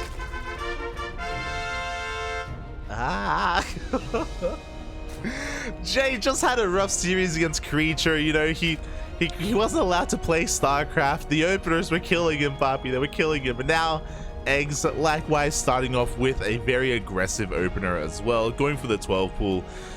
Now, this isn't all in by any means, but it is going to be aggressive nonetheless. It's going to be testing the waters here, really skill checking Jay to see if Jay can defend without losing too much, as Lings are on the way. Queen behind this as well. eGGz should be throwing down a natural base momentarily. Meanwhile, Jay did go for a hatch, gas pool opener, so very standard, very economic out of Jay. eGGz is taking that base. And yeah, this can snowball out of control. So the goal here, again, this isn't necessarily all in from eGGz. He's going to be expanding behind this and joining behind this. The goal with these initial Lings is going to be to force a reaction, force drones to be pulled, and then it's going to come down to the individual micro to see if eGGz can get worker kills, to see if Jay can minimize his worker losses. As eGGz is actually committing a little bit harder to this. He prioritizes Queen for the inject, and he's actually making a lot more Lings behind this. We saw this in a series against Eric a couple of months ago, where this is a much more committed variation of the 12 pool, and this can snowball out of control as eGGz did end up making quite a lot, and already one drone goes down. A second drone as well. This is already doing a lot of damage. You almost get a third. There it is, a third drone, a fourth drone, a fifth drone as well. This is already a bit much. Oh no. Link's gonna get surrounded as they do overextend. So Jay cleans them up, but the reality is that eGGz did more than enough damage already. 7 drone kills, and he wants one more, and he's not going to be able to get it. But 7 drone kills is already too much damage. Jay with a little bit of miscontrol initially. It's one of those things where when you're defending against a 12 pool, the health on your hatchery is a resource, and you can make use of it. Like, there's no rush for you to fully engage with the army. You can drone drill for a little bit. You can allow your hatchery to get a little bit lower as you buy time for your queens, as you buy time for your Lings, and then you can fight together. Alas, Jay was just a little bit too ambitious with his drones, and he was punished for it. As a result, Jay is now behind economically. He has a bit of an advantage when it comes to his overall gas, but that doesn't matter too much against a 12 pool, as we are taking a third base behind this. Lings do go for a counterattack, and there are no Lings here for eGGz. His queen is under threat. He doesn't go for the queen, he goes for drones instead. Oh, I do think we could have gotten the queen. Instead, we settle for 2 drones. A good amount of counter damage from Jay. I do think that could have been maybe a little bit better, but regardless, at least he got something for his troubles. He got 2 drones. But eGGz is still so far ahead in that worker count. Third base being taken. Overlord going to be hunted down as well. So typically from a 12 pool, we go into a 2-base play and we wall off on 2 bases. eGGz is being a lot more ambitious. He's being a lot more greedy with this as he takes a third and delays his Roach Warren as well. Like, if Jay was Ling flooding, eGGz would just be dead. eGGz would straight up be dead. Thankfully, eGGz is able to take advantage of the passivity of Jay. As Jay's going to be just transitioning, working towards a lair. Eventually his own roaches. Both players should be skipping Ling's speed at this point. We'll see if anyone does invest. Yeah, lairs are on the way. And things are going to be settling down here from the openers. Again, I would say that eGGz still has that lead after that opener, of course. As we're going to be getting into Roach versus Roach. Oh, we can even see here, yeah, Eggs just maintaining that lead. Roach is now on the way. I'm curious when Eggs is going to be cutting workers. For the most part, he's saturated on 2 bases. Roach production has already commenced, but these could just be safety roaches, as Overlords are on the way. Yeah, there we go. We are just droning from here. So Eggs just making sure he doesn't die to any kind of random attack.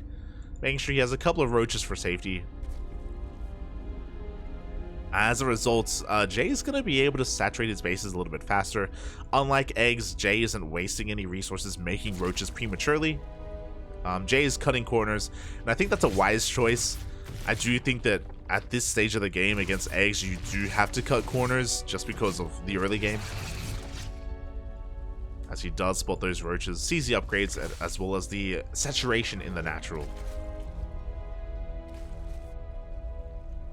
Likewise, Eggs is doing the same, confirming that, hey, you're still only on 3 gases, you haven't taken the 4th gas at least. Jay's still saturating his bases. Oh, you'd love to see it. Changeling does get sniped, and we do have that 4th gas. It was confirmed by Eggs, so he's fully aware that both players are on kind of an even economy. And here we go, now Eggs is moving out. Jay does have roaches in production. It's going to be a tight defense, though, as Eggs has the roach lead. We will have queens, as well as the defender's advantage. Faster reinforcements. The roaches are spotted, and Eggs does back off. Not without supply blocking Jay, though. But things are settling down. And I don't really expect either of these players to really be too aggressive until +2. Like, we can see +2 on the horizon for Jay. Eggs still working on his own 1-1 and should be commencing +2 as soon as +1 finishes.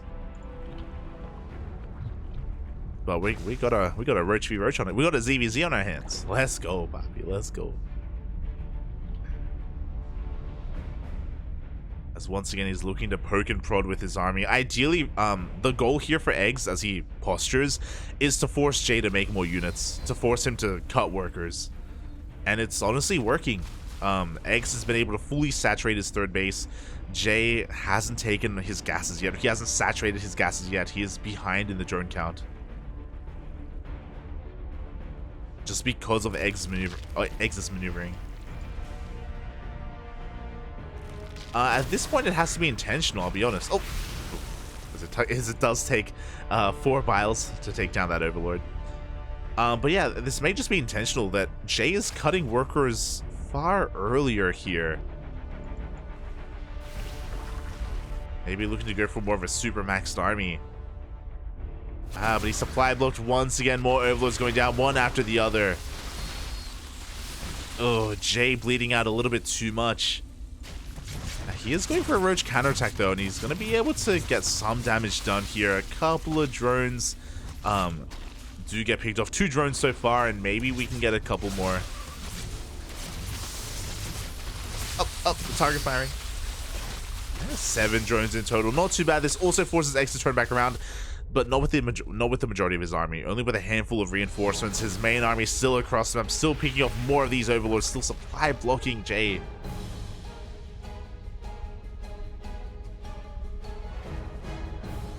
As Jay still hasn't droned, by the way. Still staying on a pretty damn low worker count. And as a result, Eggs is the first to max out. Like, yeah, it's one of those things that because Eggs has been mining more for longer, he just has a better economy. Just from sheer macro, Eggs is just getting further and further ahead.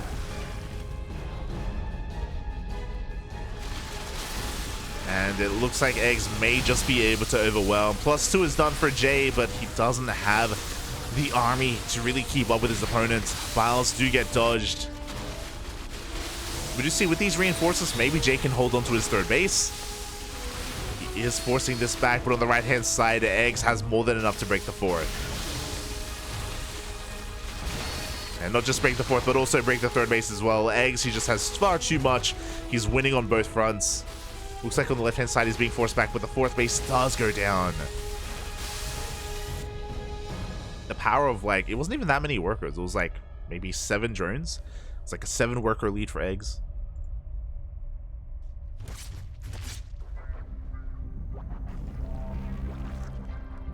That was, of course, before he lost his drone to the run by. But yeah, eGGz now with his lead, he's transitioning into Hydras, into the infestation bit as well. And Jay is just trying to make this work, trying to force himself across the map, but he's running into a wall of roaches.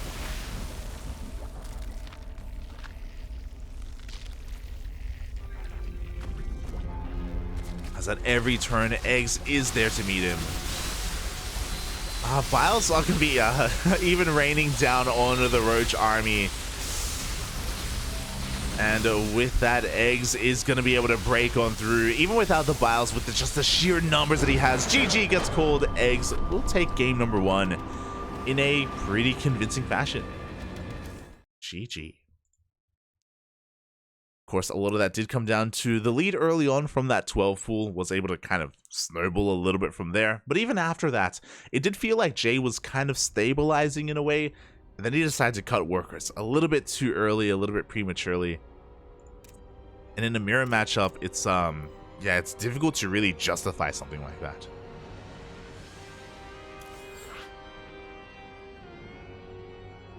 Is difficult, and with that, we're going to be getting into our second game. Game number 2 is going to be taking place on Grass Farm. Let's go. Yeah, so far strong showing by eGGz. Again, it's great to cast the eGGz again. I haven't casted him in a very long time. I said this last time actually. It was the ESL Masters Americas qualifiers where we casted eGGz versus Eric. I think outside of that, again, we just haven't seen as much of him as we used to in years gone by. But here we have his opponent spawning in the top left-hand corner of Grass Farm. We have the Canadian Zerg player representing SC Swarm. It is Jay. And spawning in the bottom right-hand corner, we have his opponent making drones, thankfully. We have the Colombian Zerg player representing Platinum Heroes. It is eGGz. Of course, eGGz recently joining the Platinum Heroes. I say recently, I think it was at the start of the year, at the start of 2023, he did end up joining the Platinum Heroes. I believe that was after the dissolution of Team Super, because I believe eGGz was on Team Super before that. And even Cosmos Esports, oh my god. Cosmos Esports, they came back for like a brief stint. They came back for like a week or something. God damn it.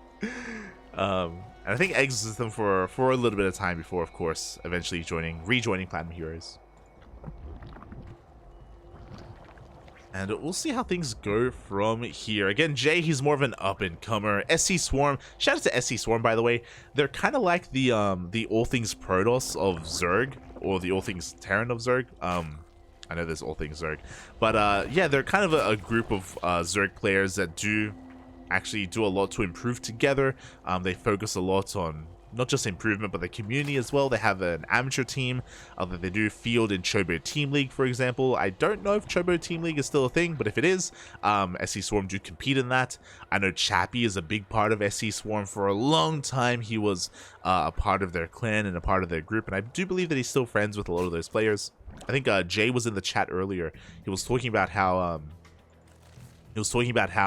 they actually had Rainer over in the SC Swarm Discord in a voice call, and they were going over like games together, and they were like going over replays together, and Chappie was like gushing. Chappie was all over that. Having the time of his life, spending time with his senpai, with his Rainer, with his papi, if you will. So yeah, it's definitely really cool what SC Swarm do over there in their Discord, and I do recommend it. I don't really take part in it myself, but I have heard good things about SC Swarm. Definitely worth checking out. As we do see some pretty standard openers, Hatch Gas Pool all around. Jay's taking a third base. Meanwhile, eGGz actually opened up Gasless. He's crazy. Oh my god. A Gasless opener by eGGz is going to... Interesting.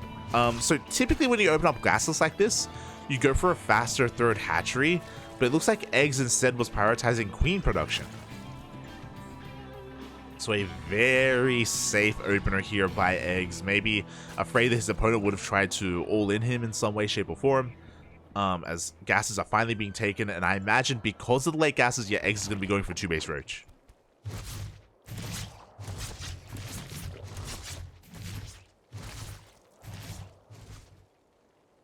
Here we go. Ling does dip into the main base. Ling's speed is on the way. Meanwhile, everything is going to be scattered and confirmed by Jay.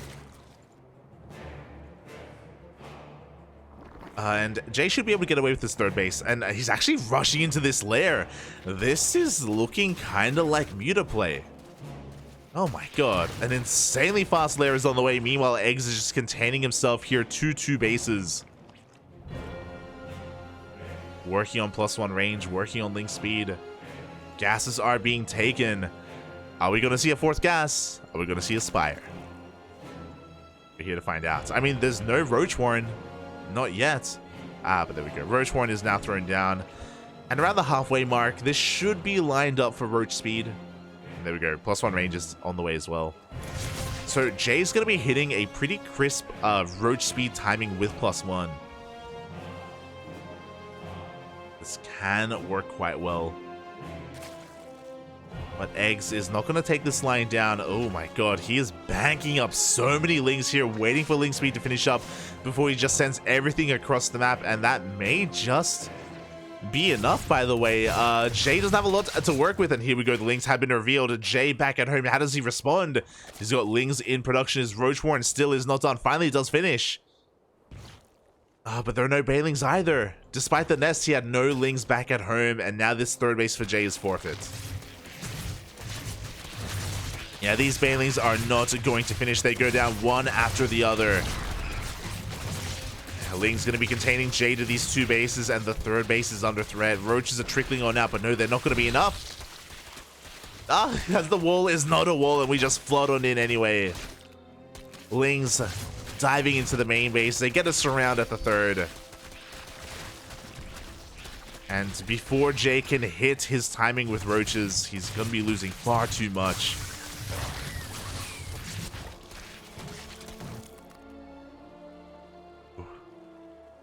So there's 7 drones alongside his third base. eGGz actually cut workers very early on, by the way. eGGz doesn't really have too much of an economy.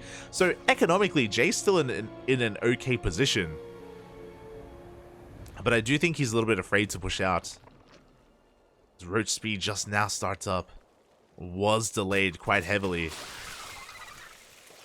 And this is going to give eGGz the time that he needs to drone. Like again, Roach speed should have started quite some time ago. And if Jay, if he were to hit his Roach timing, I do think he would have found a lot of success. But unfortunately, he's going to have to settle for a +2 timing instead. Oh, and eGGz isn't done, by the way. We have Dropper Lords on the way. And Overlord speed, of course. How many queens do we have? We don't even have that many queens, but we're just going to be loading up, yeah, all of our Roaches into these drops. Jay trying to sneak out a Spire.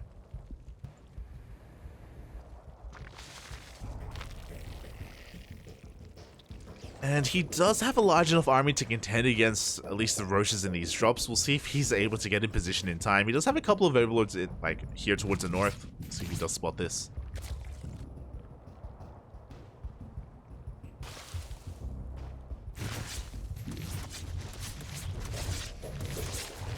Jay's trying to go for a scout. He does see the saturation at the third at least, so he knows his opponent has been droning. But now the main army is pushing through the center of the map. Bailing's trying to go for a waddle by.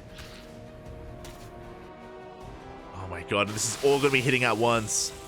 We have the Roaches knocking down the front door. We have the backstab as well with that double drop slipping into the main. And it looks like Jay hasn't seen it. His Overlord saw it, but he himself has not. Oh no. Not like this, Swaffy, not like this. The Bailey run-bys don't find too much damage. They do get sniped. Meanwhile, we do have a couple of Roaches in position. But eGGz is able to overwhelm. Sneaks into the mineral line. At the same time, the main force heads over towards the third. And eGGz just has too much. Jay being spread thin between his main base and his third. And yeah, as a result, eGGz is just going to be able to overwhelm and overpower everything that there is. The drop comes back into the main. And the reinforcements just aren't going to be enough. That Link Flood earlier, it really did so much for eGGz. Just, yeah, messing up the build and just throwing a wrench in the works. GG gets called. eGGz will take the series 2-0. GG. And with that, that is our first ZVZ in the books. I believe eGGz now is currently in first place in the group. I believe the walkover gives him a default 2-0. So even though Creature has also won both of his series, and so has eGGz, Creature did drop a map to Hunta, if you remember. So technically, I think that means that eGGz is currently in first place for the time being. So very well done there by eGGz. My condolences to Jay, as he again has been having a hard time getting into the mid game, getting into a standard game as well. He wants to so bad.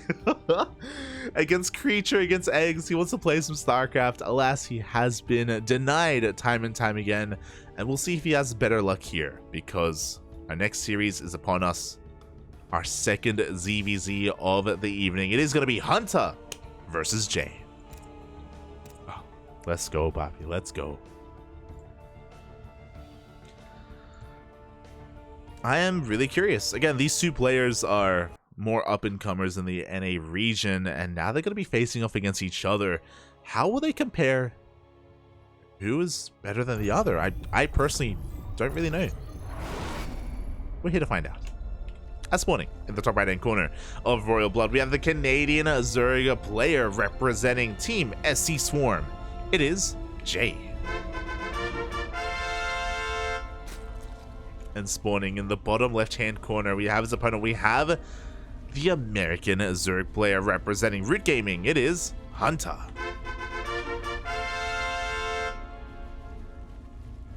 I'm reminded as well that Jay is the only Canadian in this group, and in the past, before Latin America was allowed into NA Apprentice, it was only America and Canada, of course. And I remember there was a season of NA Apprentice where I want to say top 4 was just full of Canadians.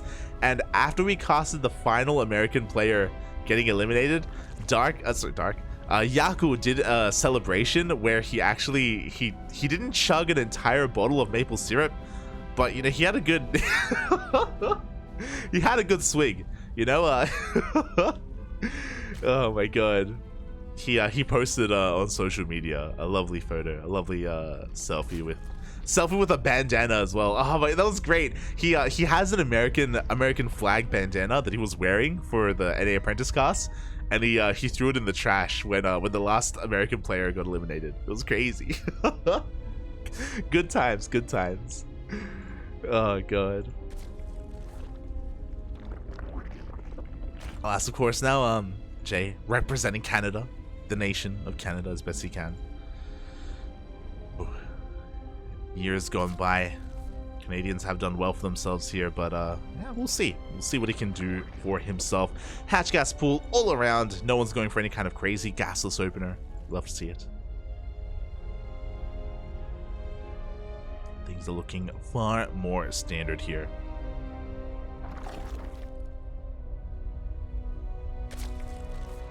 And we'll see what that means. You know, are we going to be seeing Ling Bane aggression from our players? Are we just going to be rushing into Roach v Roach instead?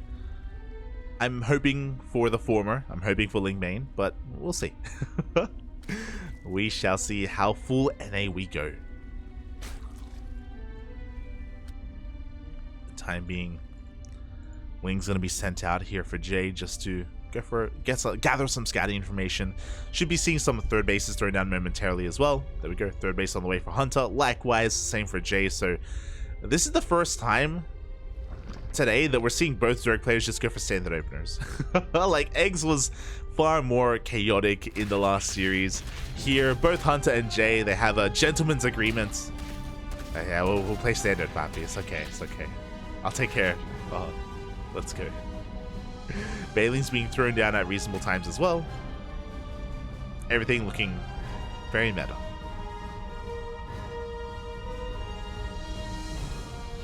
Oof. And now with Standard openers. There's no more excuses for Jay. Now I can't be like, oh, he can't get into his game. He can't flourish. He can't bloom. Oh my god. Okay, we're good. I don't know if you noticed on the production tab, for like 1 second, Jay had Burrow on the way, and I was like, Burrow? He cancels it. It's okay. He canceled it. It was a misclick, merely a misclick. It's all good. It's all good in the hood. As Banelings are being morphed in, Roach Warren on the way as well. Defensive Banelings from both players, and yeah, neither one is really showing too much aggression. Both players are just saturating their bases. The biggest divergence here is that Jay is going for a much faster second and third Gas Geyser and a much faster Roach Warren as well. Whereas Hunta is going to be saturating his bases a little bit faster instead. So Hunta will have a bit of a better economy. Jay is going to have faster tech. Oh, as it looks like one Baneling did get baited out.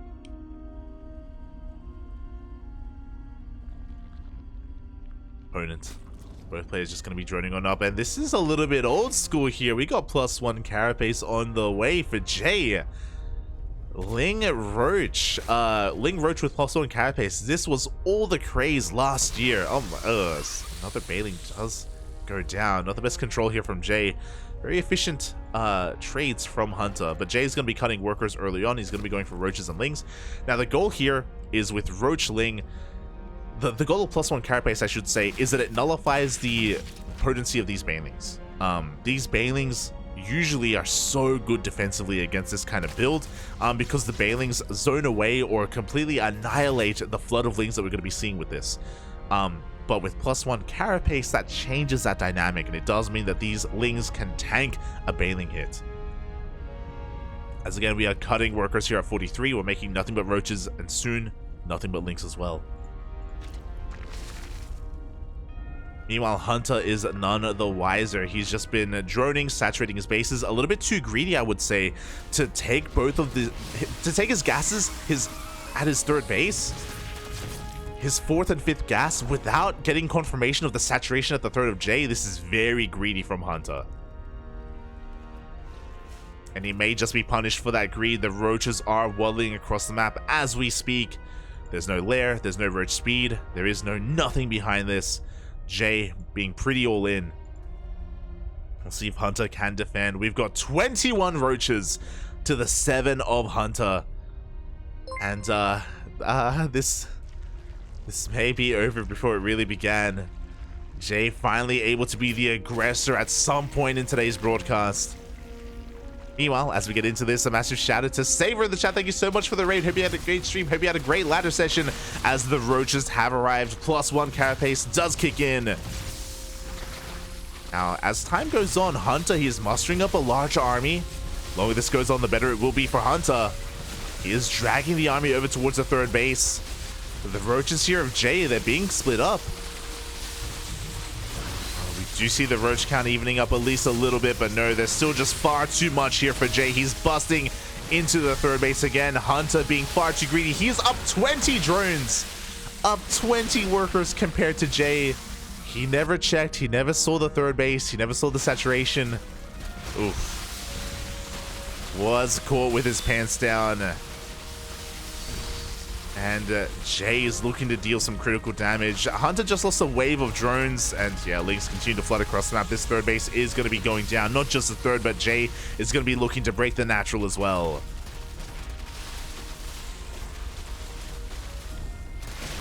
Boys are being pulled because what else can we do in this situation? But there's just too much Zerg on the dance floor.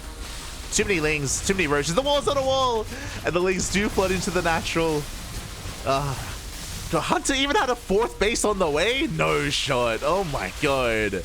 The greed, Papi, the greed is being punished. And yeah, Jay has done it. He fought hard for it. It took all night, but Jay is looking to put his first point on the board. Take his first win here, or his first game in NA Apprentice Season 2. As the Roaches of Hunta are overpowering the Roaches of Jay. Jay actually doesn't go for this round on the hatchery. He's going to try to engage here with the army. Not the best trade, not gonna lie here. The Lings are all gonna go down to the Roaches. Yo, can Hunta hold? He's holding. Hunta is holding. I do think that it was a mistake here for Jay to fight here at the ramp. I assumed that he was just gonna kill the, like, just right click on the lair and just kill it. Jay would have been in such a commanding position if he did go for that. He also didn't kill the hatchery at the third base hatchery either. With only pure Lings, like, Hunter's pulling this off. Oh no. I was calling it a little bit early there again. These Lings just not doing as much. We do see Lings now hitting the fourth base and the main, but there are enough Roaches to defend. Jay running out of steam.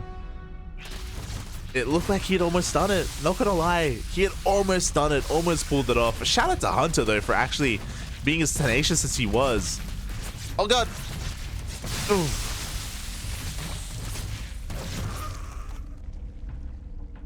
For just holding for dear life with his Roaches, especially on that ramp.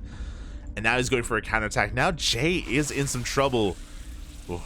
Okay, but he has been making some Roaches back at home. He has taken, or he has been droning as well. Now taking an economic lead. Slowly was working towards his lair, working towards Roach speed. And it looks like Jay is gonna have to calm down. But Hunta now is up on bases. He is catching up on drones. He's up on upgrades as well, in a way. This isn't clear cut. Ah, no, never mind.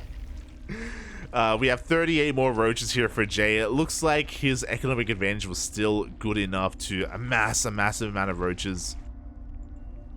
They have a link counterattack, but no, the Roaches are in position. The wall is a wall.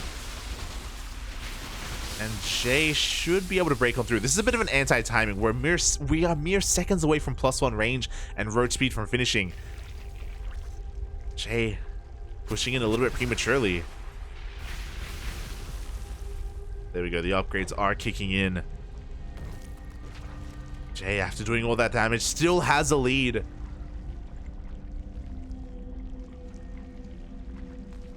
Pushing into a concave is always a difficult thing to do, but a couple of Roaches are going to be diving on into that third base, just pulling apart the attention of Hunta. Pulling apart some of the supply as well. Pushing through this choke point is a difficult thing to do, and Jay's having a hard time doing so. He's going to rotate around, and yeah, he's going for the fourth instead. Hunta doing a great job of just buying time with his Ravagers. Oh, as Hunta, a little bit late to react, is going to move into position, but now the Roaches have already arrived, and now the hatchery is under threat. And good splits towards the end. Bows are thrown down from both players, but it looks like Jay should have enough to bust on through. He's got +1. He's got 1-1 even, and yeah, he is going to be able to overwhelm the Roaches of Hunta. Hunta did so well for himself, just coming back from the brink of death. Let's be real. Oh god, he was almost able to bring it all the way back, but alas, not quite enough. He's going for his own Roach counterattack. And again, he's doing a great job at just leading the army away, but the hatchery will fall. Roaches across the map are being cleaned up.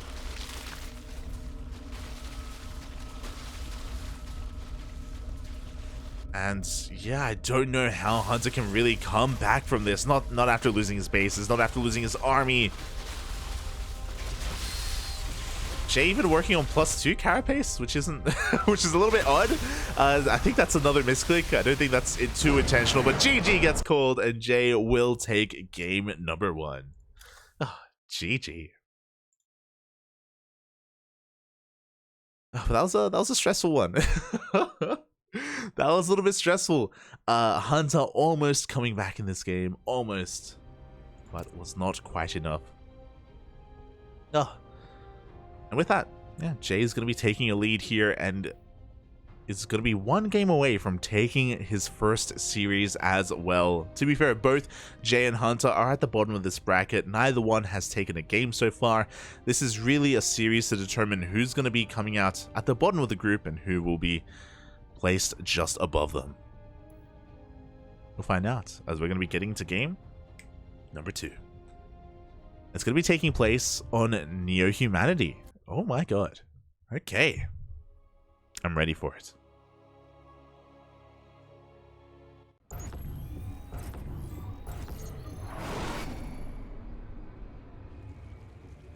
I am ready and spawning. In the top left-hand corner of NA Humanity, we have the player currently leading this series 1-0, representing SC Swarm. It is Jay. And spawning in the bottom right-hand corner of NA Humanity, we have his opponent. We have the American Zerg player representing Root Gaming. It is Hunta.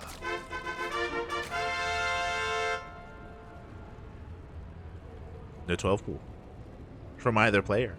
You love to see it. Oh god, but we are on NA Humanity, and we don't get too many ZVZs on this map, not gonna lie. The rush distance is quite short on NA Humanity, so we have seen quite a lot of aggressive playstyles, whether it's +1 roach timings or even +1 carapace roach link floods like we saw in the previous game. A lot of aggressive play has been coming out here on NA Humanity. Even though there are a lot of defensive tendencies to this map, and even though on maps like Gressfan and even it's mainly Gressfan, we do have kind of games going to lurker versus lurker more often than not. I don't really think that we don't really see that too often here on NA Humanity. Maybe just because it gets vetoed more often than not. It's very possible. Very possible. Much as I love ZVZ, I don't want to end up in that situation. Don't take us to the ultra late game. Don't take us to Viper versus Viper. Not like this. Not like this. We'll see. We'll see. As we do have Hatch Gas Pool from both players once again. If you remember, last game we had very vanilla openers. Hatch Gas Pool into a third base, into a Bailey Nest, like very standard stuff. It was after that where, if you remember, Jay cut workers at 43. At 43 drones, he was working on +1 carapace and making nothing but roaches and lings, as he basically committed to an all-in. An all-in that crippled Hunta. It didn't kill him. Did not kill Hunta, but it did cripple him. Did do enough damage to just give Jay a lead that he was able to maintain, that eventually snowballed into his win. But that wasn't an easy victory for Jay. Like, Hunta was fighting like tooth and nail. Like, he was just holding on for dear life. It was pretty impressive. Pretty damn impressive. And as a result, I almost want to say that Hunta may be the favored player in a longer macro game. But we'll see if that's the case, as we have some very interesting bases. Triangular third taken from Hunta, the standard third base here in ZVZ. Meanwhile, Jay's going to be taking a much more aggressive third base instead. He takes the forward third. With this, we can spread creep a little bit easier. We also have access to the Rich Vespian Gas Geyser, so we can be hitting a roach timing a lot harder and a lot faster as well. The downside is that this base is very exposed. It is very exposed, and oh my god, he is rushing. He wants that gas so badly. Oh my god. The hive cluster is under attack. Have a little bit of a link counterattack here at the third base. Hunta, I believe, has been unable to scout the third. He's not quite aware of what's going on. He may think it's two base play even, as he has a overlord over the triangular third, and he saw the queen moving out, but the queen could have just been hunting for overlords. So Hunta doesn't have full information, not yet. As he's going for his own roach horn, droning up back at home. Rich Vespian gas being taken immediately here by Jay as well to get into that roach production. And yeah, once again for a second game in a row, it's going to be +1 carapace. So he's going to be going for the same Ling roach all in. He's going for the same build, but it is going to be kind of a super powered version of it just because of this gas. Can execute it a little bit more efficiently. Meanwhile, Hunta has finally gotten eyes on the base that was taken. And Hunta's going to react by droning.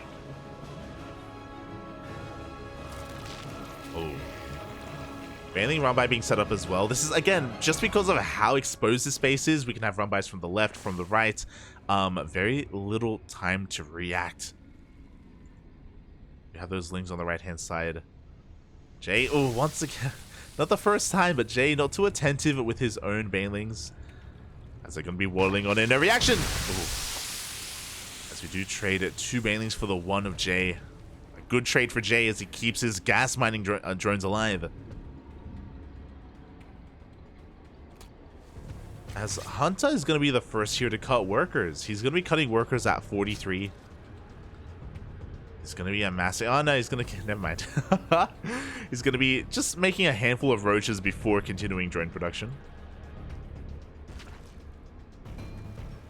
As I think Jay is done. I think Jay is done at this point. Especially because of this rich Vespian gas geyser. He doesn't need as many workers. He's just making nothing but roaches, nothing but lings. Oh, he has eyes on the lings of Hunta. Oh, does he? I don't think he does. Not quite, not quite. Oh, as again, not the most efficient trades here from Jay. 1 ling for each bailing. Meanwhile, lings, they do go for a counterattack. They get a surround on this Evo chamber. They shouldn't be able to deny +1, as they do run into a wall of roaches. Not the best trade here for Jay. Just bleeding out bailings, bleeding out lings. Here we go. Jay's focusing on his assault, but he has already thrown away a lot of supply. Can Hunta hold? This time he will have a far greater army. Far more comparable to Jay. Lings are coming on in, and they're doing a great job at just tanking for Hunta. The bailings were late. Oh, the bailings were late to the party. The lings already got cleaned up. They do get some decent connections here onto the roaches of Hunta, and it looks like Jay is breaking on through. The bailings weren't there for the lings, but hey, they were there for the roaches, and really that's all that matters. As Jay is going to be able to once again dive on top of these roaches. The lings coming from behind as well, trapping them. And Hunta is losing quite a lot, but he has reinforcements on the way. His economy hasn't been touched yet. Can he muster up a defense in time? Looking at the units tab here, still have a pretty comparable roach count. As Jay is busting into the natural. He is getting a little bit distracted. But yeah, he has broken into the natural base. G gets called! As Jay pulls off the same build 2 games in a row, and he will take the series 2-0. GG, papi. GG. I do think that overall Hunta had like a better defense compared to the previous game, but once again just running up a little bit too much. He wasn't able to punish that gas geyser either. He wasn't able to punish, or it took him a long time to recognize the base that was being taken by Jay. And I'm sure if he had scouted it earlier, I'm sure he would have gone for some more Link Bane aggression to try and punish that base, to make Jay fight for that gas. But alas. Very powerful all-in, especially on Neo-Humanity, just because the rush distance is so short. It doesn't take long for reinforcements to show up at all. Congratulations, Jay will take his first series in the group. GG. GG, well played. And my condolences to Hunta. Hunta, again, I would have loved to have seen him against eGGz. I do think that he would have had a good performance and a good showing. Especially after what we saw in our first series against Creature, but with that, Hunta is going to be taking last place. Taking last place in this group. Jay will be taking 3rd, and it is still undetermined who comes out first. We have one final series ahead of us. One more matchup to end the night, and it's going to be Creature versus eGGz. The 2 big names, the 2 favorites, the 2 heavy hitters are going to be facing off here in a best of 3. In a PVZ. Oh. Let's go, Papi. Let's go. It all ends here. Now, I believe both Creature and eGGz are confirmed to make it out of the group. It's all about seeding. It's all about standing. Who makes it out in number 1 and who makes it out as number 2.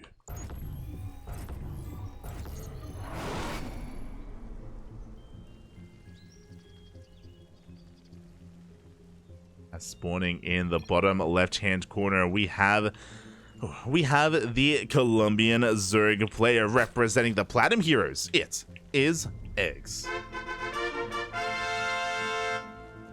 And spawning in the top right-hand corner of Ancient Cistern, we have his opponents. We have the American Protoss player representing Root Gaming. It is Creature.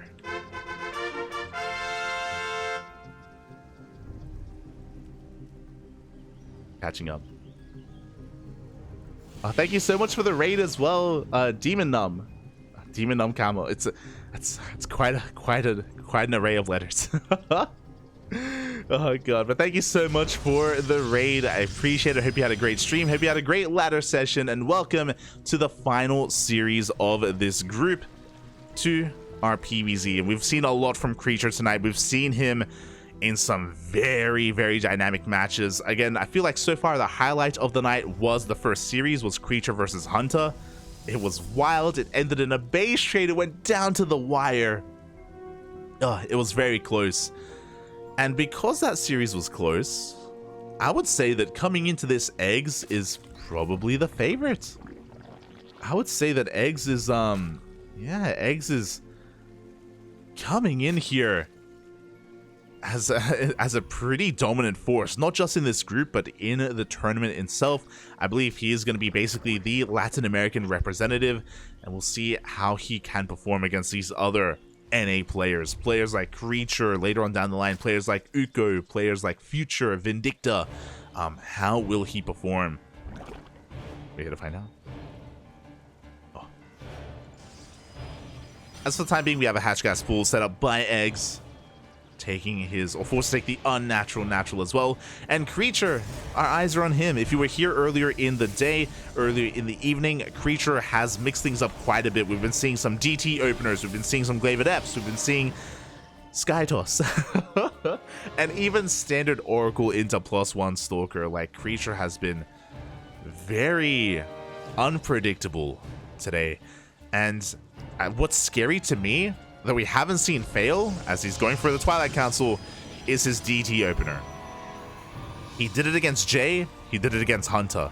His DT opener, where he hides the DTs by making it look like Glaive Adepts, by moving out across the map with those 4 Adepts with that Prism, has yet to fail. And I wonder if he's gonna try to bring that out here against eGGz. It honestly looks pretty powerful. It looks pretty devastating when it does. Even when it doesn't do a lot of economic damage, it can still just snowball out of control. As we have not pulled out of gas, we do have a Link slipping into the natural base, and yo, we're gonna get a full scout. The Lings do dive on in, very crucial here for eGGz to confirm the Twilight Council as well as the follow-up. Meanwhile, Lings are looking to wreak havoc here at the natural as well, and they do. Though there's nothing here to deal with this, by the way. There are no Adepts. There's no Warp Gate.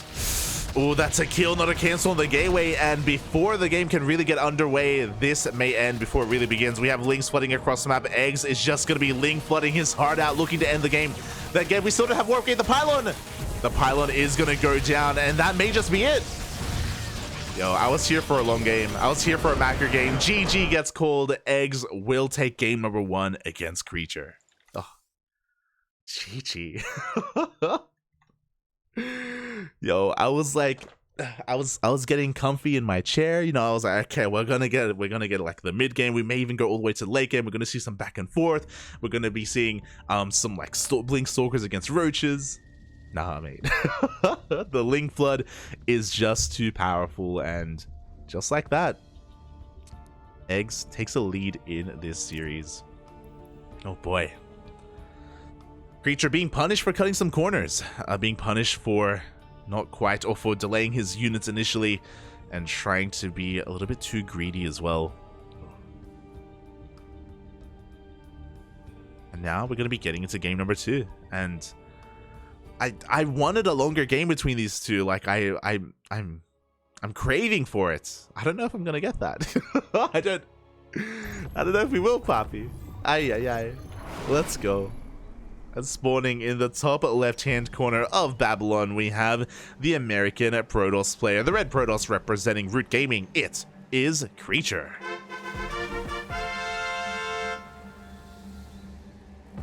And spawning. In the bottom right-hand corner, we have his opponents. We have the Colombian Zerg player representing the Platinum Heroes. It is eGGz.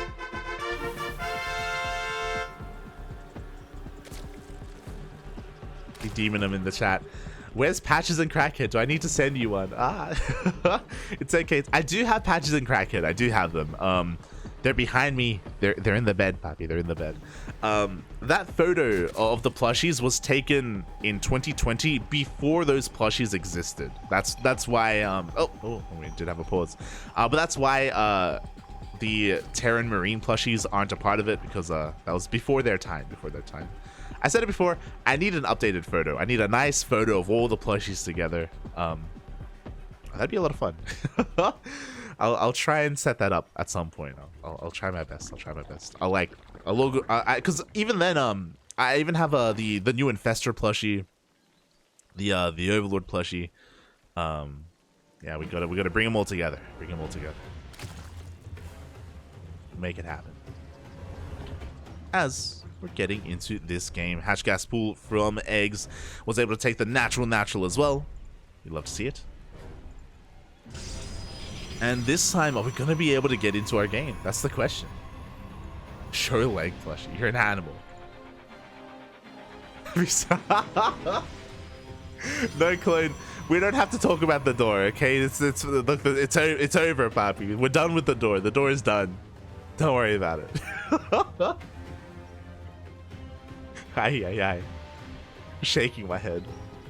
I appreciate that you clipped that moment, though. It was good stuff. Which came first, the creature or the eggs? Good question. I mean, clearly, eGGz came first in that last game. I was very excited. As creature is going to be going for a much more standard Stargate opener instead this time. Stargate, I imagine, into a third base, so a much more macro-oriented game set up at least for creature. We'll see if he can survive that long, though. We'll see if he can even get his third base up and running. As eGGz is going across the map with those first two initial lings, but the wall is a wall. Adept is on hold position, and this time the lings won't be causing any chaos. This time, creature has control of his side of the map. Across the map, eGGz likewise going for his own third base. Gonna be droning. So as chaotic as game number 1 was, we're not going to be repeating that. We're not going to be replicating that. We are going to be just calming down a little bit in game 2. As eGGz is throwing down his Evo chamber relatively early. With that, he can just get into +1 melee, which would be a really good setup here against Blink Stalkers. As he's still working with incomplete information, he's still trying to figure out what's going on. The Overlord is diving into the main, and with this Overlord scout, he should be able to get confirmation of that Oracle. Or at least the Stargate. As the Oracle does avoid the Overlord. And yeah, the Overlord is going to take a little bit longer here to really figure out what's going on. We don't have any spores whatsoever, but we don't need a spore for the first Oracle. Queens are more than enough. Lings do go for a bit of a counterattack, and they take down the probe. They're going to be able to take down the Adept as well. Oracle gets across the map, only getting a single drone kill. It looks like the Adept should be able to clean up these Lings. Ooh. Third base is safe and sound, but eGGz is not stopping, by the way. My god, we have 14 more Lings on the way. eGGz wants to try to punish this third base. He wants to force a cancel if possible. Spores are being thrown down. There's one in the main, none at the natural or the... There we go. And soon to be one at the third. Lings do rock up, and this will force creature to turn back around and keep his oracles back at home.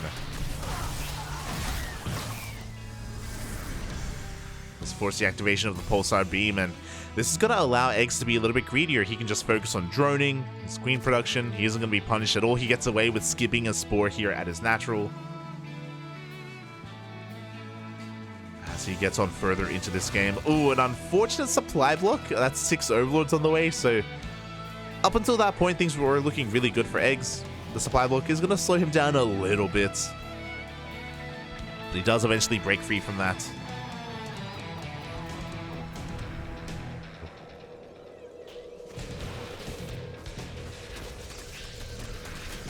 And we'll see how he does. Oh, the Adept was not on hold position, by the way. The Adept will be going down.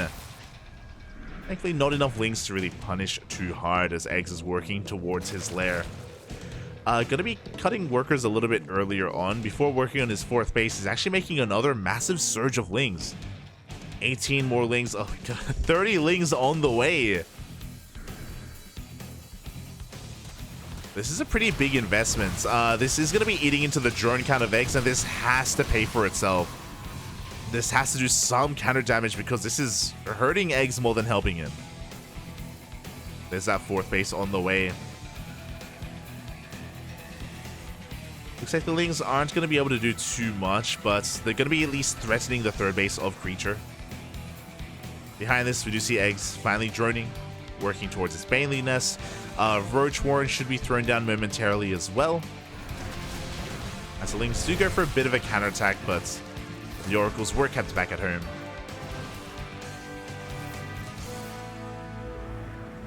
So we are once again just sending another wave of Lings across the map. This is really peculiar. We don't really see too many Zerg players do this. Just invest so... Like, we've seen players like DRG, for example, just go for these big committed Ling Bane all-ins or even +1 timings. But going for all these Lings here for eGGz, it's just a really risky thing to do. It looks like he's going to be able to catch one of these Stalkers. He gets one Stalker and he does delay the fourth base a little bit. But again, it's one of those things where all these Lings, they could have been drones. You could argue that they are at least keeping the Oracles back at home. But with good like Queen positioning and good spores as well, like these Oracles shouldn't really be getting too much damage anyway. As a result, the economies are pretty comparable between these two players. And we are actually avoiding the Roach Warren. We're going into Hydras instead. So Ling Hydra, you love to see it, or Ling Bane Hydra, can do very well against this kind of army composition. And another wave of Lings going across the map. I'm curious if eGGz is going to be cutting workers here. We're now up to 68, about to be 70. Not an amazing drone count, but, you know, it can sustain an army like this for a little bit. Oh, as we do see Creature overextending, he runs into a wall of Lings. He's going to get surrounded. We need these Oracles. At the same time, a Baneling run by is going to be headed towards that third base. Creature does react in time. Up! Up! Oh no! He did, but...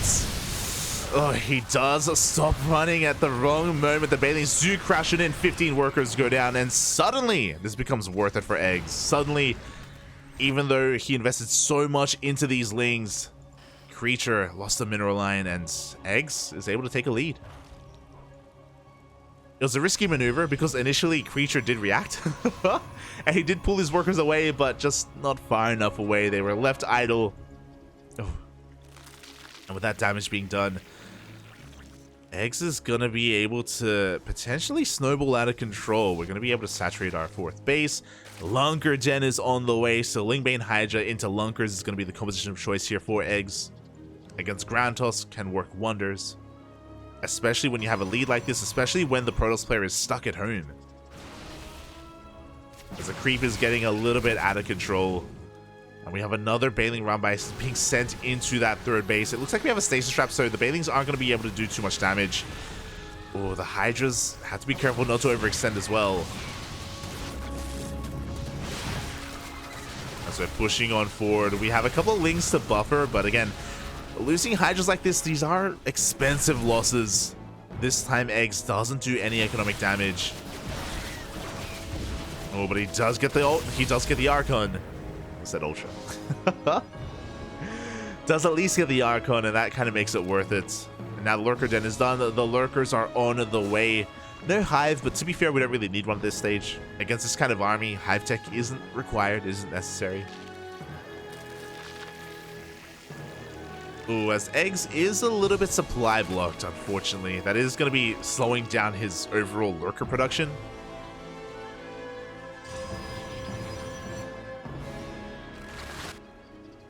But Creature is having a hard time keeping up. Storm on the way, but it's not done yet. The Banelings are rolling on forward, looking to crash into the Zelts, or even better, into the mineral line. Up! And it looks like they will bust in. 6 probes go down at the same time. Another Ling Hydra counterattack here on the left-hand side.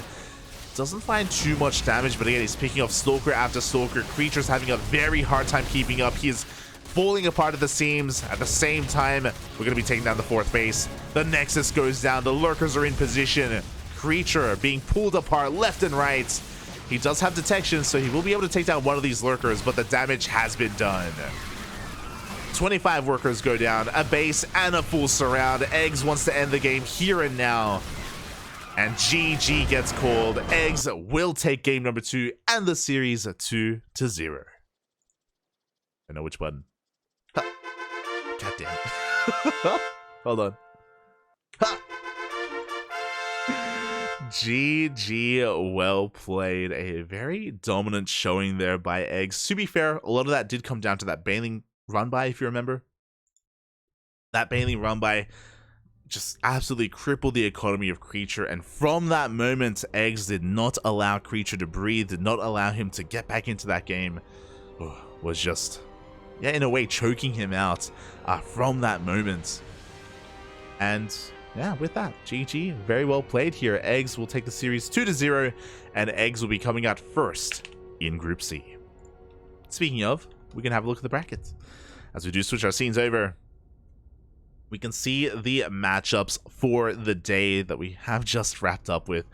Creature had a really strong showing. He had a dominant performance over Jay. He had a very close series against Hunta. I do think that now that we finished all these games, Hunta versus Creature was still the highlight. That was still the highlight of the night. If you missed out, I highly recommend checking out that VOD. Creature versus Hunta. Oh, it was so good, Papi. It was so good. Or at least Game 2 was. Game 2 at least was really good. Yeah, I do highly recommend that at least. But again, Creature having a really strong start to the day. That, of course, did follow by all the ZVZs, and then eGGz was able to assert his dominance here against Creature.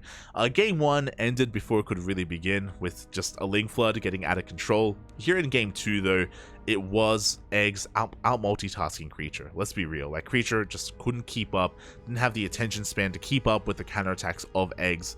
Even though eGGz was investing so much into them and cutting drones many times, in the end, it was worth it. He was doing damage with his run-bys, with his counterattacks. So really good stuff there by eGGz.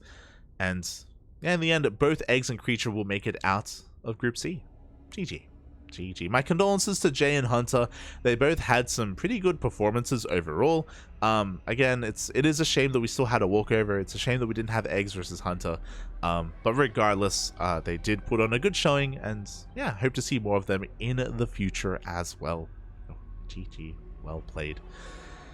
And that is only our first NA Apprentice broadcast of the week. I mentioned it earlier, there are 6 groups.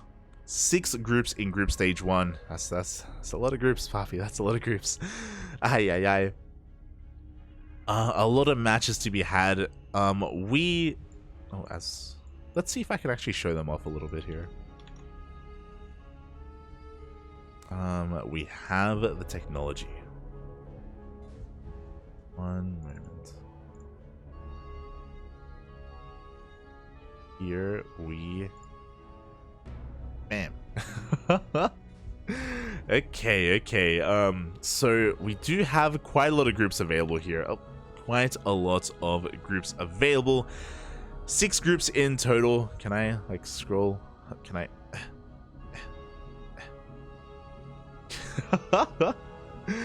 6 groups in total, and yeah, with that, we've just wrapped up the first group. We have A, B, D, E, and F still remaining, and we won't be covering them all on this channel. We will only be covering some of them, only some. As I just one moment, just try to maneuver this over. But yeah, we're only gonna be covering 2 of those groups on this channel because we have other Twitch streamers or other casters covering this tournament. I believe Chicken Man is gonna be covering 2 groups, and Renegade X Studios will be covering 2 other groups as well. Let me just get confirmation of that. Let's see. Okay. So Group A and B, which will be featuring Foxer, 11, Disc, Benefit, 0, Fireclaw, Future, and Eurysseus. Those 2 groups will be covered by Chicken Man. Meanwhile, just under them, E and F, they will be covered by Renegade. Of course, featuring Rocker, BioIce, Acheron, Bruntmist, Maples, Hope, Ricci, and Casimir. So E and F will be covered by Renegade. A and B will be covered by Chicken Man. So if you want to tune into those groups, then be sure to follow their Twitch channels. Links, I'm sure, are available on Wikipedia, and of course you can see the groups themselves. Meanwhile, we will be covering a very different group. Can I...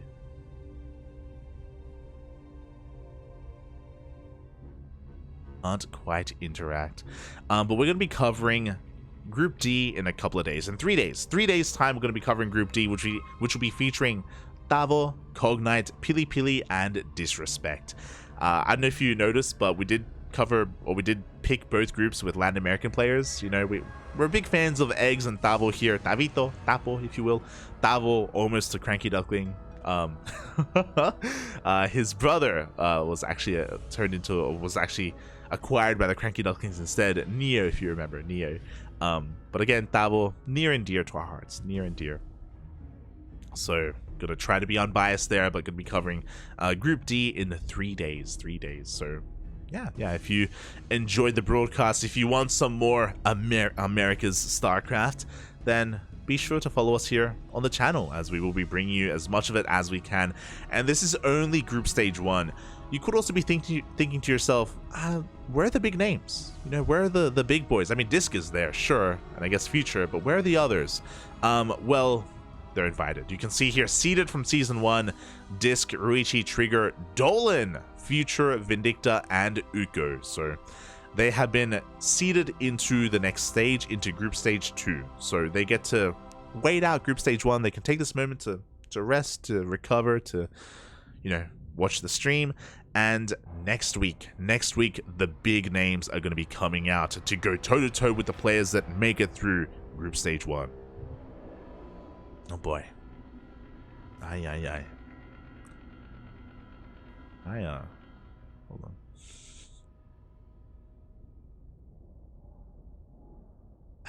There we go. That's a little bit better. That is a little bit better. But yeah, with that, thank you so much everyone for tuning in. Thank you so much everyone for tuning in. Thank you so much for supporting the channel. If you want to tune into more of the CranKy Ducklings, then follow us on all the social medias, Twitter, Facebook, Instagram, YouTube, Discord, all that good stuff. All things CranKy Ducklings. If you're interested, we are live every day of the week this week, multiple times a day as well. As I quickly just double check, our next broadcast is going to be tomorrow. It is going to be, let's see here, KSL.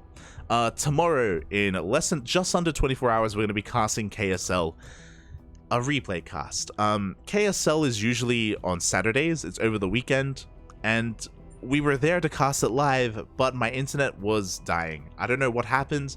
My internet just kept cutting out 3 times. 3 times during the broadcast of KSL, my internet died, and I think the final time was the semifinals, and I was like, I'm done. Like, I was like, I don't want to be a nuisance to the players. I don't want to, you know, be a hazard. Like, I don't want to, like, disturb the players by lagging out and causing interruptions mid-game as well. So after lagging out that final time, I was like, okay, we're just gonna call it. We're gonna call it for now, and we're gonna do a replay cast instead. So it is a shame that we won't be able to cover it live. I do. As you can imagine, you know, it is preferable to cast these events live, but I just couldn't because of the internet. And yeah, as a result, tomorrow we're basically going to be doing a catch-up stream. We're going to be catching up with KSL, covering both semifinals and the grand finals, and maybe even some of the earlier round matches as well.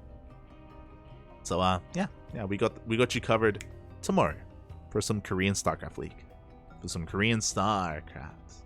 Let's go.